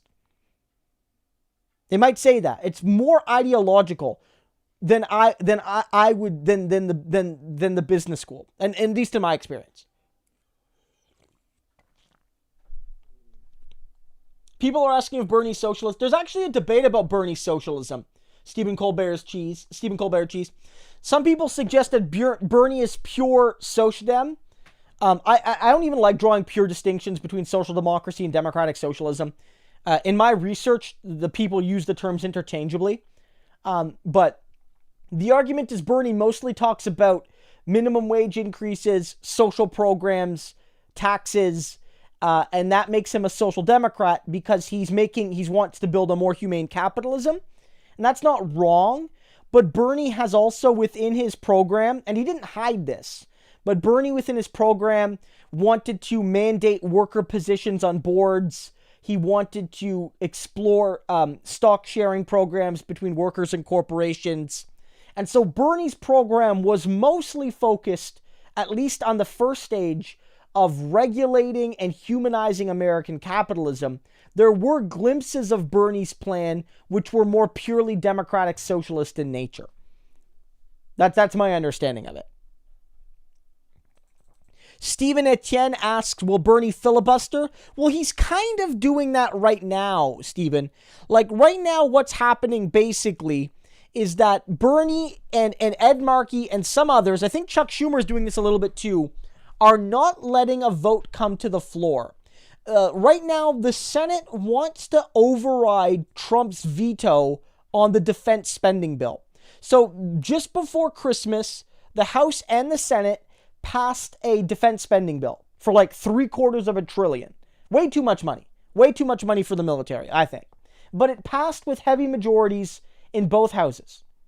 And it went to Trump, and Trump is voting against it because they're not attacking Twitter and Facebook. Basically, he's mad at social media and he feels that this bill should do something about it. And he also thinks it's wrong to change the names of military bases if they're named after Confederate traitors. So both Republicans and Democrats agree that it's time to rename some of the bases that were named after enemies of the United States that fought for the traitorous South, right? Even Republicans agreed to that. Super majorities in both houses. And so the House met last week and voted to override Trump's veto, right? Because if the president vetoes, then I think you need a 2/3 majority in each house to pass the bill. And so now it's going to go to the Senate, and it's likely the case that there will be enough votes in the Senate to pass veto there. And so McConnell is calling people back to override the veto. Bernie now gets the opportunity, however, because Bernie says that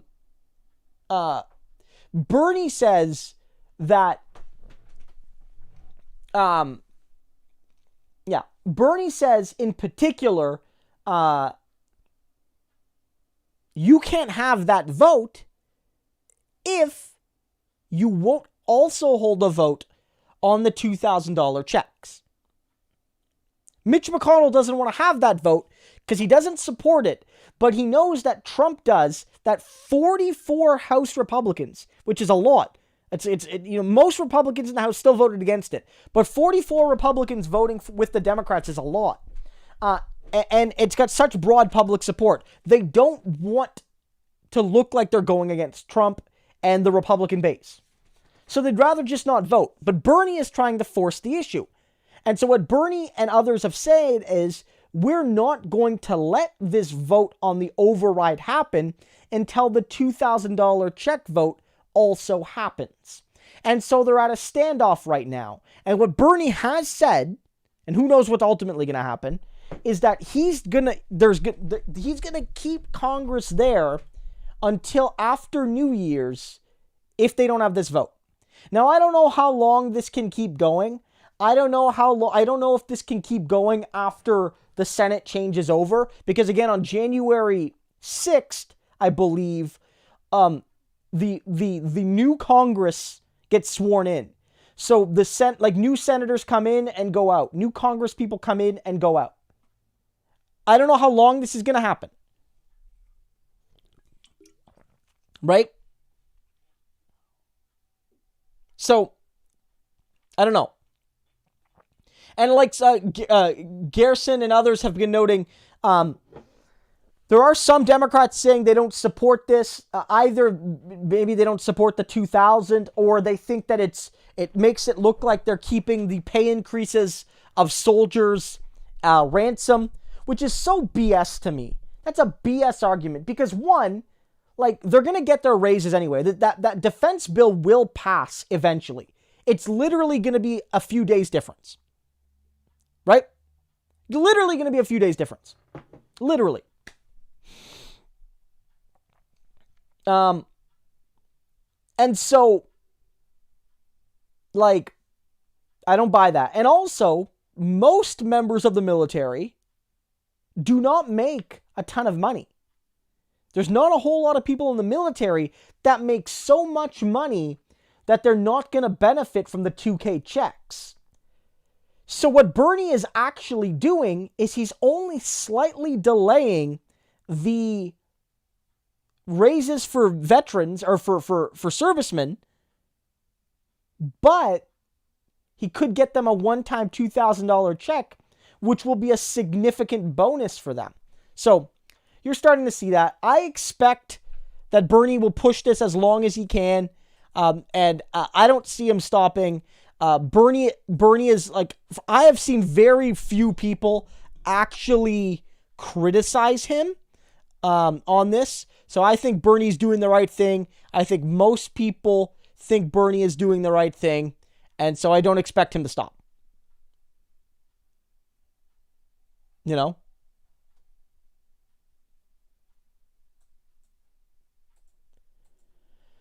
Oh, right. Big jump of super chats here. Father that I hate was Republican, black Republican, who was a tax auditor for the state IRS and audited corporations. He studied macroeconomic business finances in college, so I've heard these talking points before. That's really interesting. I mean, it's always like, I wonder what it's like to be a Republican working for the IRS, because on the one hand, you're supposed to hate taxes, but maybe you realize that the IRS just reinforces tax inequality. Like here in Canada, like rich people, like rich corporations and rich people hide their trillions offshore and they don't get punished.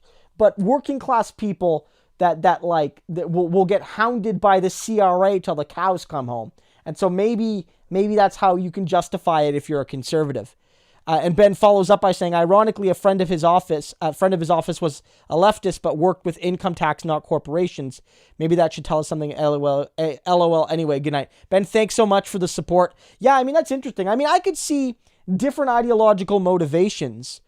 I mean, it's interesting because maybe you think the leftists would work in auditing corporations? Because if I worked for the revenue agency, I would love, like, if I would be like, I would want my job to be busting white collar tax dodgers and people that abuse the tax credit system and corporations that abuse all the programs that benefit them.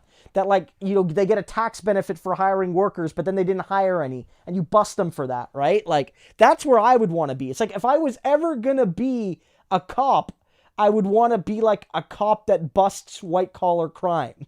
Like, I'd like to go work for the SEC to bust, like, insider trading. Like, you know what I mean?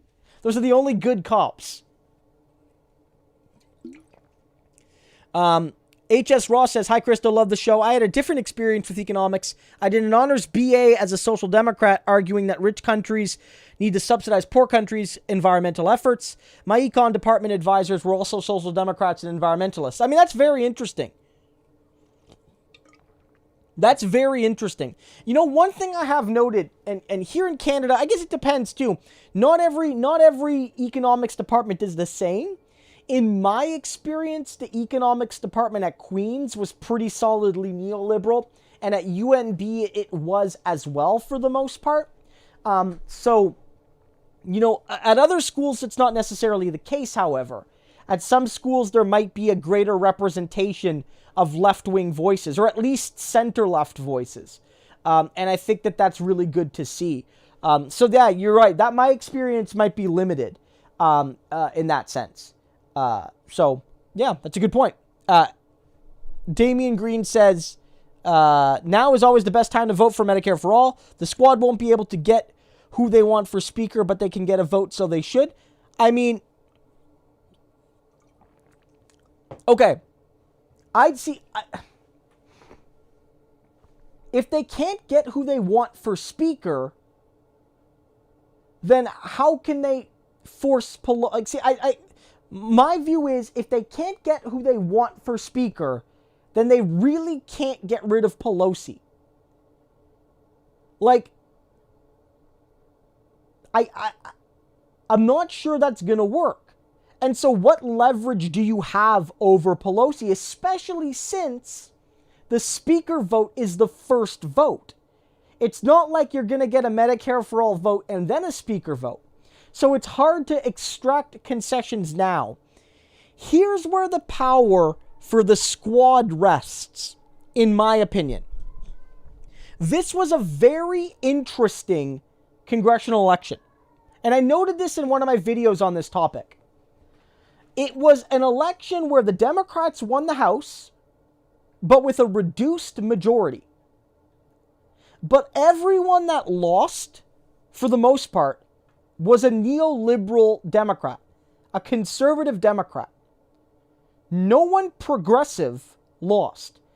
Again, as AOC noted, every single Democrat that ran that endorsed Medicare for All won again, including people in districts that are like, you know, R+5 or D+5, aka swing districts. So it wasn't just really blue seat Democrats that endorsed Medicare for All. There are those people. Like, AOC, it doesn't matter what she's in a deep blue seat. Like, it doesn't matter. Right? But there are people like Katie Porter that are not in deep blue seats. Her seat is not deep blue. And she ran on Medicare for All, and she won. Because she's a good congresswoman that gives people something to believe in, and she ran a good campaign. My goodness, right? Like, you know, and so what you have now is a Democratic Party, a congressional base that is more left-leaning because you added progressives like Bowman and Newman and Bush, and you took out a lot of neoliberal Democrats, right? And you might even, as people like John Barlich says, I'm glad that Nina Turner is running for office. Maybe you'll add Nina Turner. Maybe. We'll have to see. I mean, Judy Fudge has to get confirmed by the Senate, and then she has to win her primary. But I'm cheering for her 100%. 100%. And as that race starts, you damn well believe we're going to be covering Nina's primary run as that really kicks into gear when that starts. But the fact of the matter is the power rests now in their wedge. And I don't know if it works for Speaker as much, but it works on pieces of legislation. Not necessarily on passing particular new bills, but on the power of the amendment. Remember, Bernie was known as the Amendment King. One of the arguments used against him by neoliberals is that he didn't pass very many bills. Well, that's because the Senate is too ghoulish to vote for his actual good legislation. But Bernie, behind the scenes, was always making amendments to make bills better or at least less crappy. Hundreds of amendments. Important amendments. The squad's power, and this is not sexy, but it's better than symbolic votes, I feel, this is my opinion, is that they control the balance of power in the House. Now, maybe this is one of the arguments they make for forcing the vote on Medicare for all. It is. It is one of the arguments. But I think the power is going to be more in drips and drabs, day to day, in a way that might not look too sexy, but that it actually is quite impactful.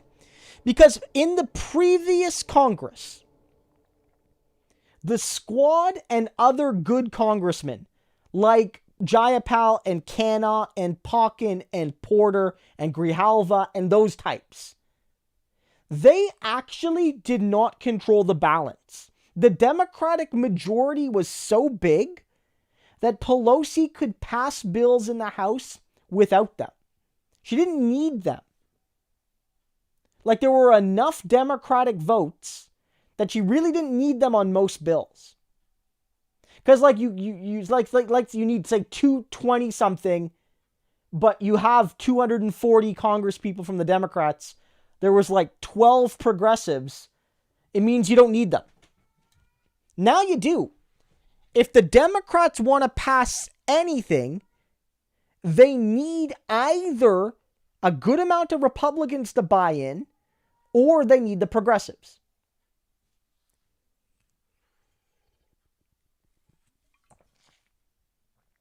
They need the progressives. Right? And so, now it's more like their power, I think, is rested in what are pieces of legislation that the Democrats in the House want to pass, but that can be made better with progressive amendments. And now they can no longer be ignored because Pelosi has to choose between passing nothing or passing something with a bit more of a progressive flair. And guys, you might think this is not enough, and maybe it isn't. But that's how power works when you're only 12 people out of 435. Part of this, and I think this is something the force the vote on Medicare for all people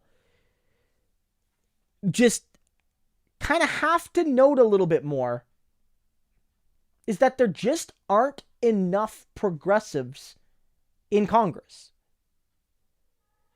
You can strategize all you want. You can choke point all you want. You can demand all you want. There's not enough votes. There's not enough votes. You need more of them. Elections have consequences. Elections have consequences. You didn't elect enough progressives. You don't really get that much progressive policy. You're going to force a vote on Medicare for all. You can't even defeat Henry Cuellar in a primary. Were you going to force Medicare for all through on a symbolic vote? Can't defeat Henry Cuellar? Can't defeat Josh Gottimer in a primary? These ghouls? And force a vote on Medicare for all? You got to get better people in the room. Those are the consequences. You can't lose the left in some ways lost this election. There were gains made, but they did not win. And it is not a analogous system to Canada. Again, here in Canada, the NDP is a separate party that can hold the balance of power and extract concessions, But right now, they have about 24 seats in a parliament of about 330. The equivalent would therefore mean you'd need about 50 people like AOC. 50. Can you get to 50? Because right now, you're more at like 12 people. Can you triple that, quadruple it? Then we can start talking about being able to really force systematic votes.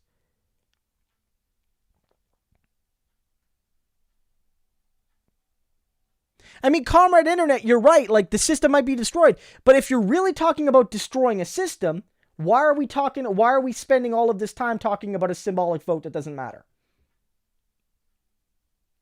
That's the disconnect. If the system needs to be torn down, why are we wasting so much time, and why are lifelong left online friendships being torn apart by a debate about a bill that we all acknowledge will goddamn fail? Why are we doing this? If the system needs to be torn down, why are we having a debate exclusively ensconced within that system? Why are we doing that? I don't know. Honestly, I don't know. I'm not being rhetorical there. I don't know. I don't know why we're having this debate.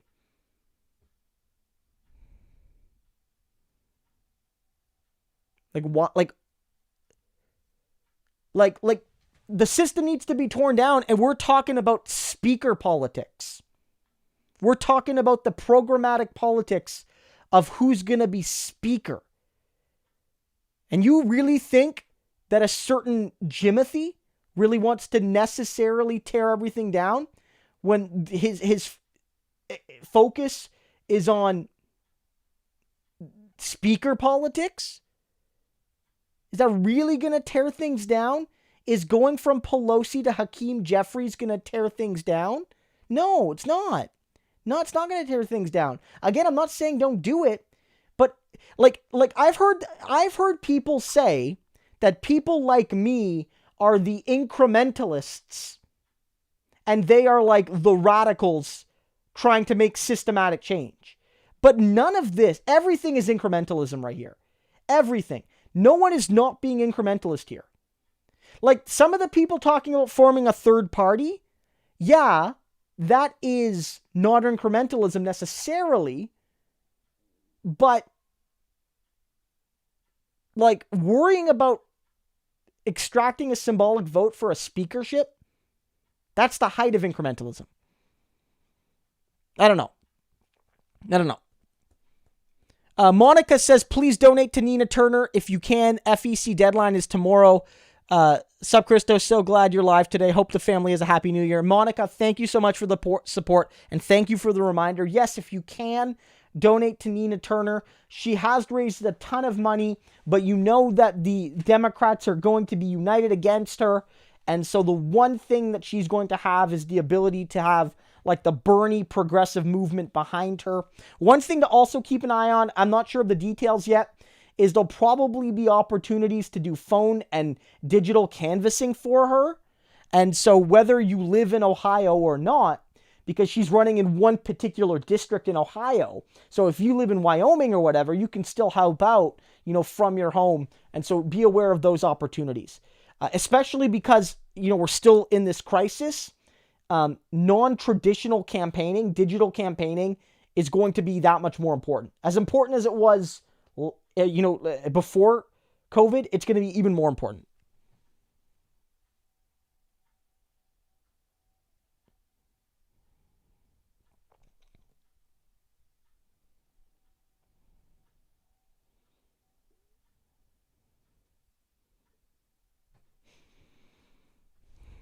John Barlow said, agreed, man. Left needs to use practice. Sometimes I love it here, but we need to be smart and cunning. And look, some of these ideas are smart. Like, look, John, you're 100% right. And again, I'm not look, go read Brianna Joy Gray's article. It's great. And I think, honestly, a lot of people will read that and say, oh, her argument's better than Christo's. Maybe we should force the vote. And I'm not even saying don't do it. One of my arguments is I don't think it's as big of a win as people think it'll be. And I don't know if it's worth tearing everything down on the left unity that we've sort of built. I don't know. Maybe I'm wrong. Like, I mean, in terms of like speeding up the process, I don't know what the answer is. I don't know. Honestly, guys, I don't know. How it happened in Canada, I can give you the history of it, but you're probably not going to like it because it takes 20 years and it starts in one province. Basically, a democratic socialist government gets elected in Saskatchewan in 1944 on a promise to implement healthcare for everyone. And they do gradually, but they don't start with Medicare for all. They start with certain forms of hospital insurance, and they start with certain services being covered. In some ways, it's much more incrementalist than what the left is demanding today.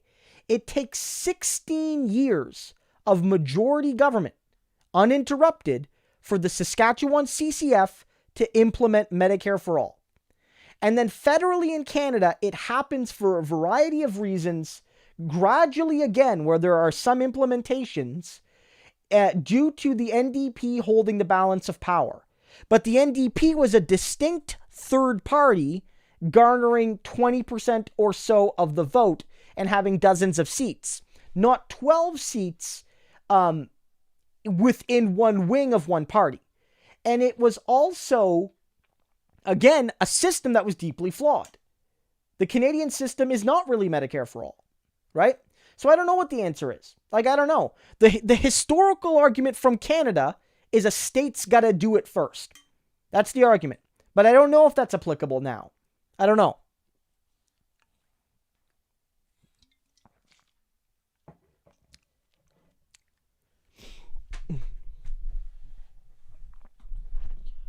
Nina Turner, well, people are saying,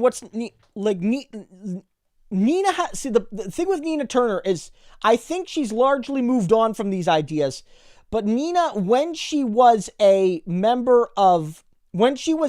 in politics before her Bernie years, she was a supporter of charter schools, which to me is an absolute no-go. It's a union-busting, anti-public education position. Charter schools are bad, unequivocally. I do not support them. I know some people, guys, I don't want to be rude, but some people say, oh, my child benefited from charter schools. I don't give one single fuck. I'm sorry, I don't.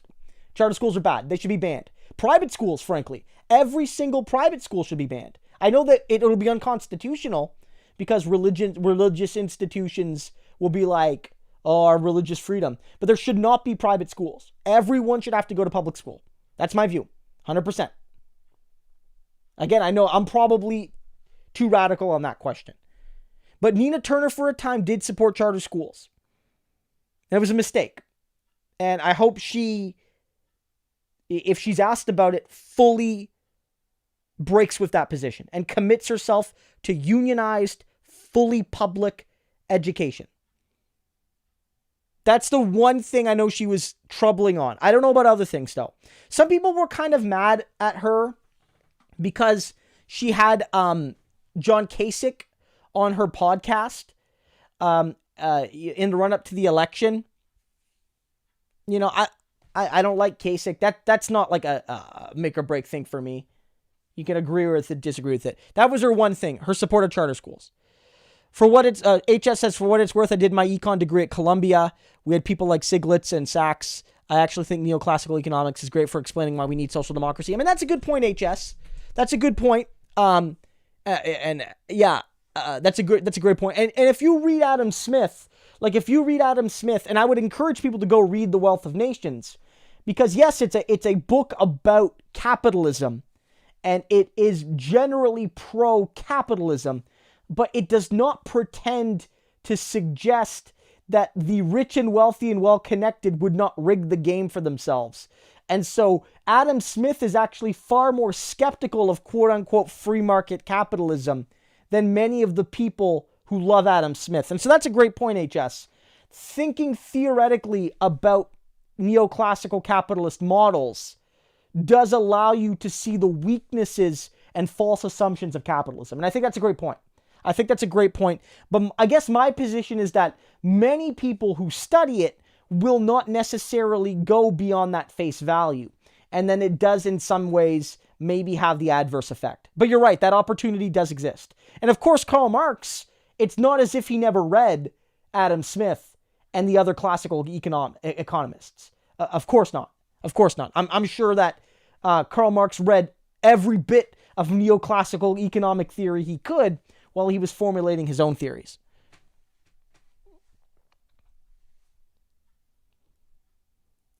I mean, one thing to say about small states is that, yeah, I know like some of the very small states, it might be hard to implement.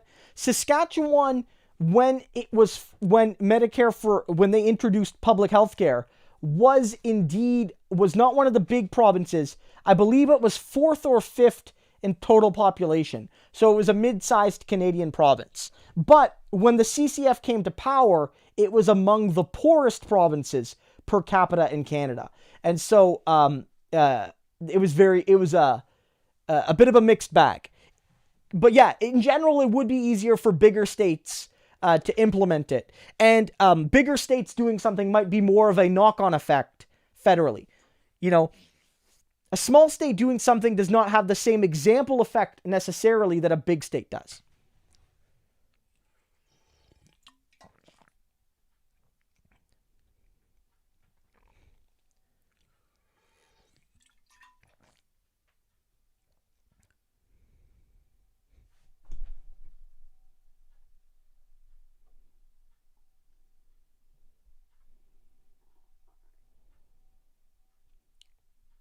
Quayar. Okay.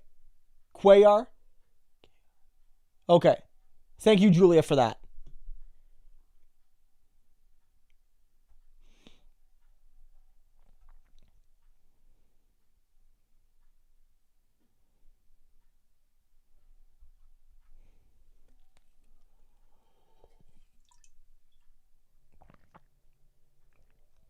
Well, I mean, here in Canada, guys, I gotta be like, look, we don't have a fully public system, right? And this is not me defending it. I think actually the problem with our system is it's not public enough, but like, dental is still private for the most part. So is eye care, so are medicines. So our Medicare for All system does not cover your medicine. It doesn't cover your teeth. It doesn't cover your eyes.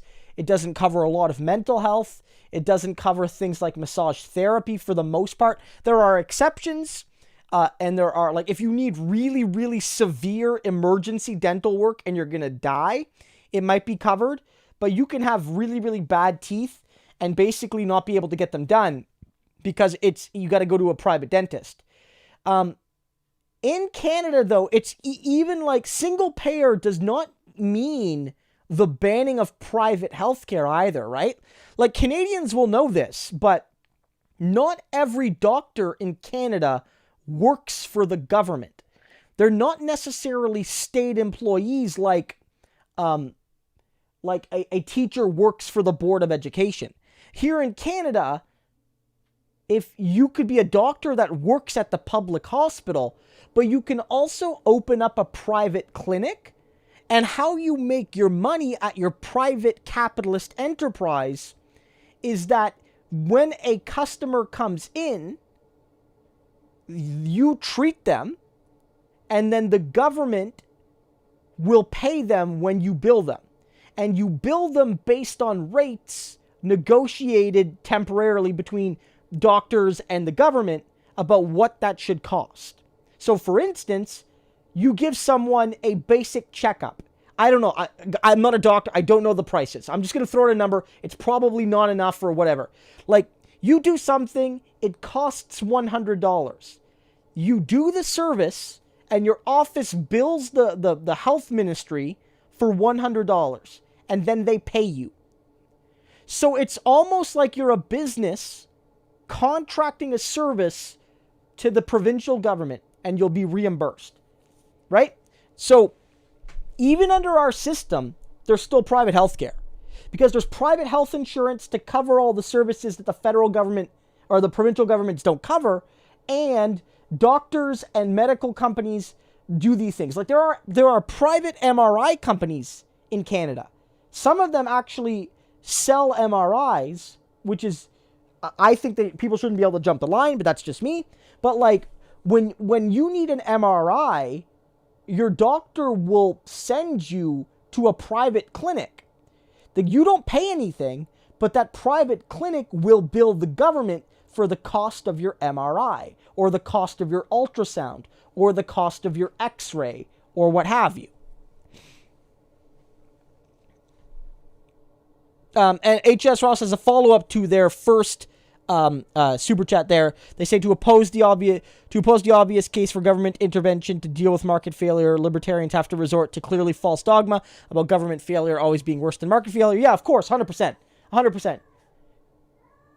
Everyone said Smokey needs to cry louder for food, so now he's going crazy, guys. Smokey's like, yeah. Julia's like, Smokey sounded hungry and lonely. Smokey, if you want to come over here, you can come over here. But you have to wait until after the stream is done. We're almost done.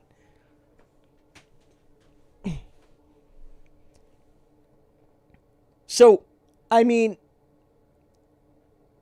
you know, I definitely think that's something to consider. And people are like, it's not going to go down easier. You might have strike, like here in Canada, like, doctors in Saskatchewan went on strike. They didn't want the system. Doctors felt that it would be bad for them. Doctors didn't want it.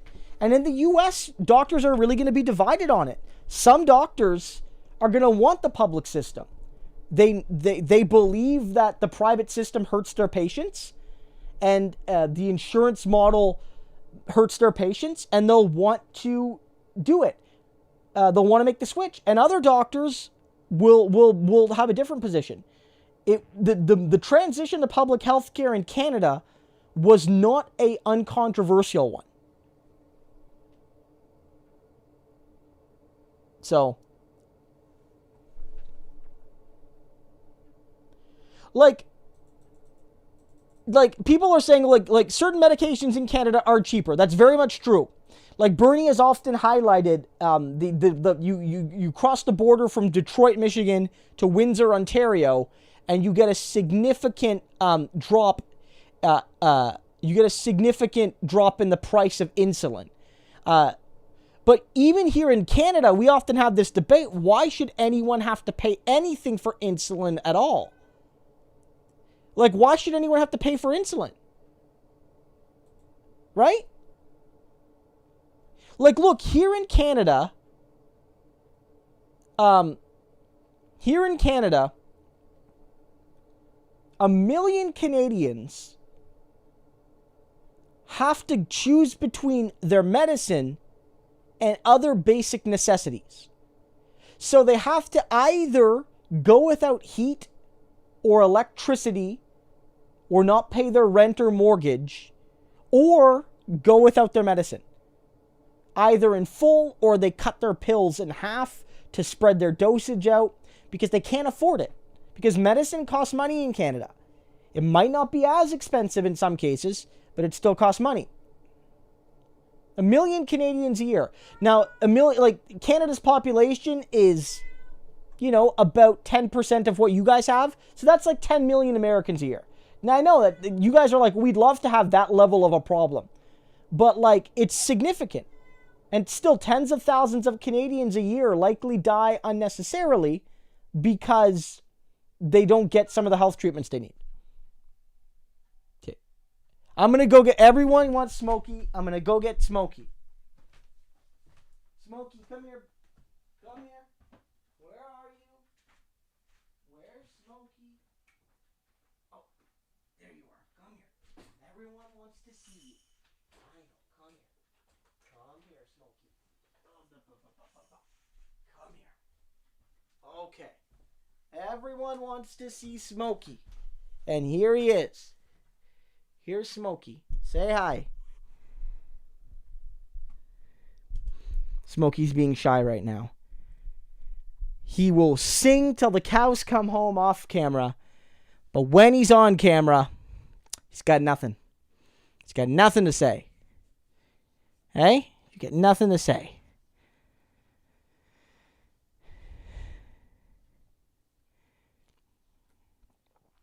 Nothing to say, little Smokey. Okay, you want to sit here? Or do you want to get down? All right, Smokey's on his way out. And you can see him there. As soon as he gets down, he starts talking. Thanks, guys, for all the Smokey comments. He's fantastic. Likes being on the show every now and then. Sometimes, hasn't been for a while actually. I think it's more in the summer because it's a bit cooler over here.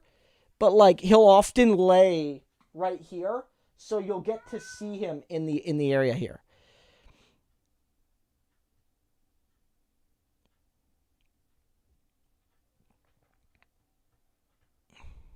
Smokey for President 2024.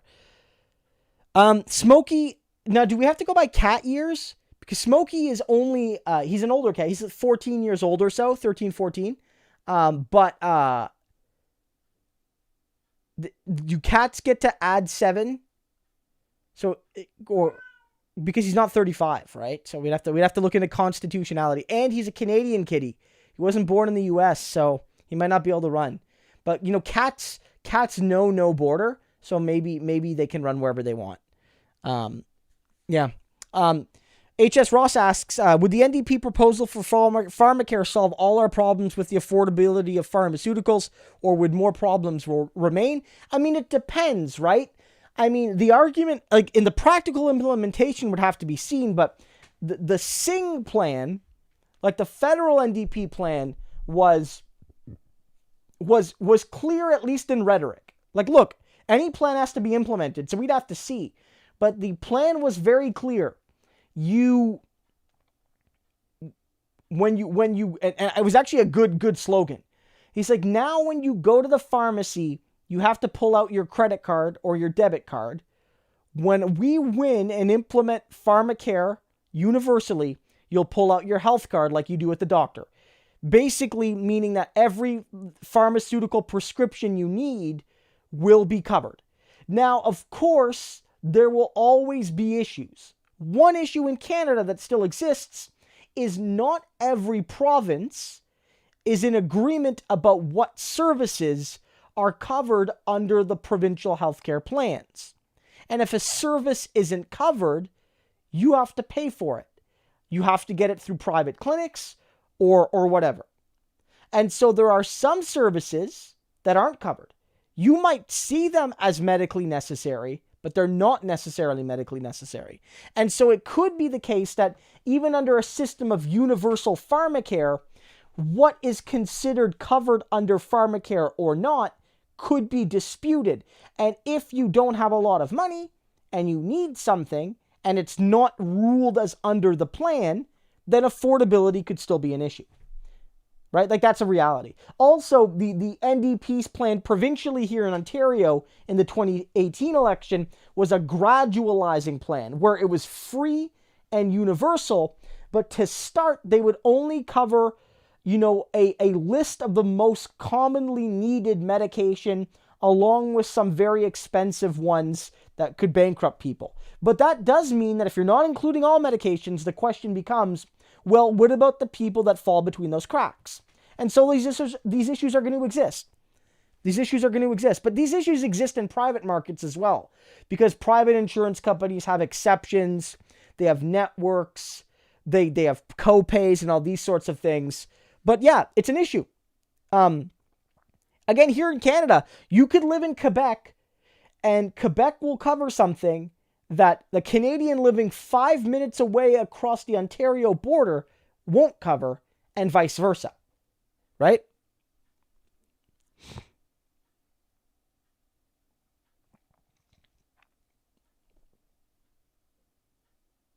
Yeah, Samantha says a cat that lived to almost 20. Some live a long time. I mean, cats generally live longer than dogs.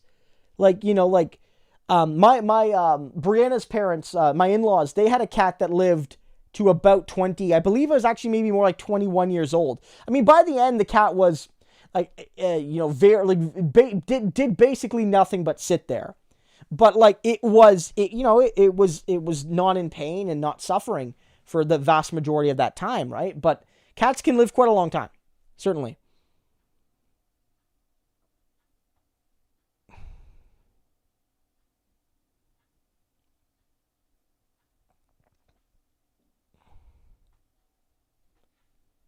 Yeah. So I mean, that's something to look at here.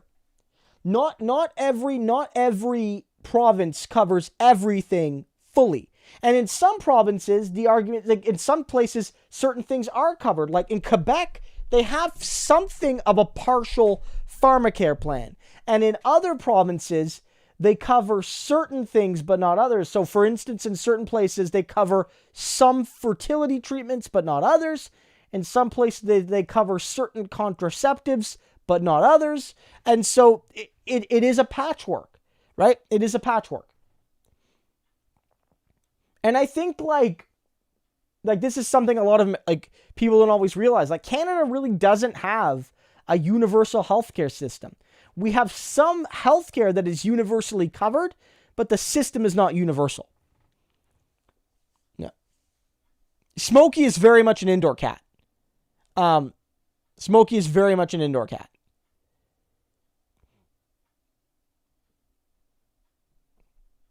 Yeah, there is a Ontario plan,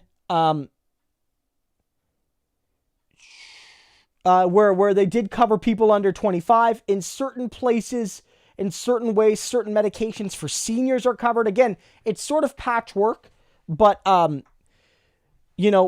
fundamentally, we need a system where everyone is covered, and we don't have that with medication.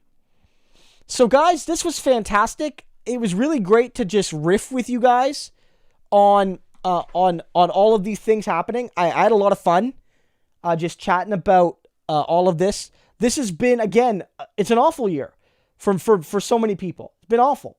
And for me, I would say I've probably had one of the better years for most people, and it was still a very hard year. And so I hope we have a better 2021, all of us. And I hope that we can continue to struggle to build a better world. I hope that if you've had a hard 2020, that things get better for you personally, and that we can all breathe a little easier in the new year. And maybe we won't, maybe we will. Only time will tell. Before you go, there's a few things I want to say. One, if you haven't yet, like the channel. Click subscribe to the channel. And also, if you haven't, click the bell. If you click the bell, it will bring more, you'll get notifications whenever I post a video. If you want to support the channel, one way you can do that, that doesn't cost you anything, is, again, to subscribe and watch the videos. When you watch the videos and you like them and you share them and you comment on them and you watch them all the way through, YouTube likes that and shows it to more people, including maybe people that have never seen my videos before. But if you want to support the channel financially, which I know isn't an option for everyone, you can become a channel member here on YouTube. You can click the little join button, or you can support me at Patreon, or you can do a one-time donation via PayPal as well. Finally, there is the Discord. And let me bring up the Discord here.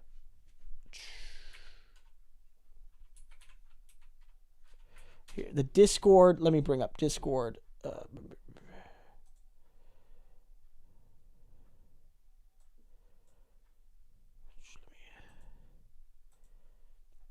Where's my Discord here? Where is Discord? I'm trying to find it here on my desktop here.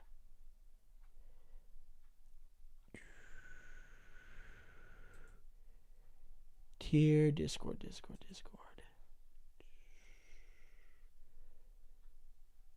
For some reason, it's not just open right now. Let me look. One second. I'm going to find it here. Okay. And I want you to go check out the Discord, because it's really good for keeping up with what's happening on the channel. And it's really good for just having good discussions with people in between the live streams. So do check that out. The Discord is great.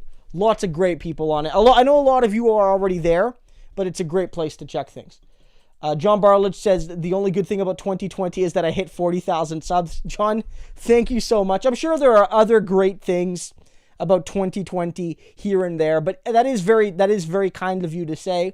It's been a very good year for the channel in a lot of ways, if I can indulge a little bit.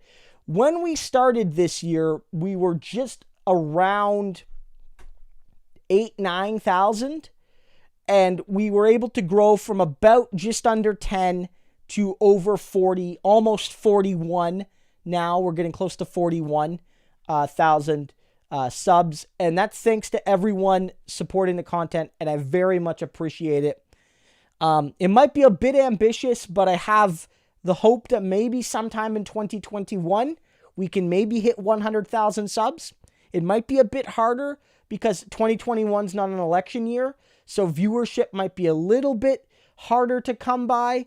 But my hope is that, we can continue to add people to this community of folks that want, good left-wing analysis on political and social issues. And so I hope you're all here for that as well. And again, I love hearing from you guys. One place also to see my work is on Twitter. Let me bring up my Twitter. I share my videos and stuff there, of course, but it's also good because I comment on things that I might not make a whole video about, but you might see my brief comment, so be sure to check that out as well. So, it was a great year in a lot of ways for the channel. I know it was a struggle for a lot of people, but I want to thank you all because it's really been this year where the channel has really taken off. I started the channel in January of 2019. Really started taking it seriously sort of in the fall of that year and really started seeing significant growth in January. And so I hope that can continue this coming year. And I'm really happy to see all of you folks, including some people here who have been viewers even when that channel is extremely small. So, guys, thanks so much. Donald Peterson is saying 160 in 2021. I mean, look, logically, if I went from 10 to 40, that's a 4-time increase. So mathematically, going from 40 to 160 would make sense. But maybe that's ambitious. We'll have to see. Guys, thank you so much. I very much appreciate it. We're going to have these weekly streams going forward again. Doing them every Wednesday night at 8 o'clock till about 10:30. We'll have to see. People often ask me if I'll do more streaming, maybe on Twitch, and I probably will at some point. But, here in Ontario, we've just entered another round of COVID lockdown, so my son won't be going back to daycare for at least another month. And so as long as that's the case, I really only have time to make my base content and not much more. But, going forward, we're definitely going to be doing more newer, interesting content that I'm sure you'll all enjoy as well. So, guys, thank you so much. Have a good one. Have a happy new year. For all those that I didn't get a chance to, I hope you had a Merry Christmas and a Happy Holidays. Thank you so much. See you soon.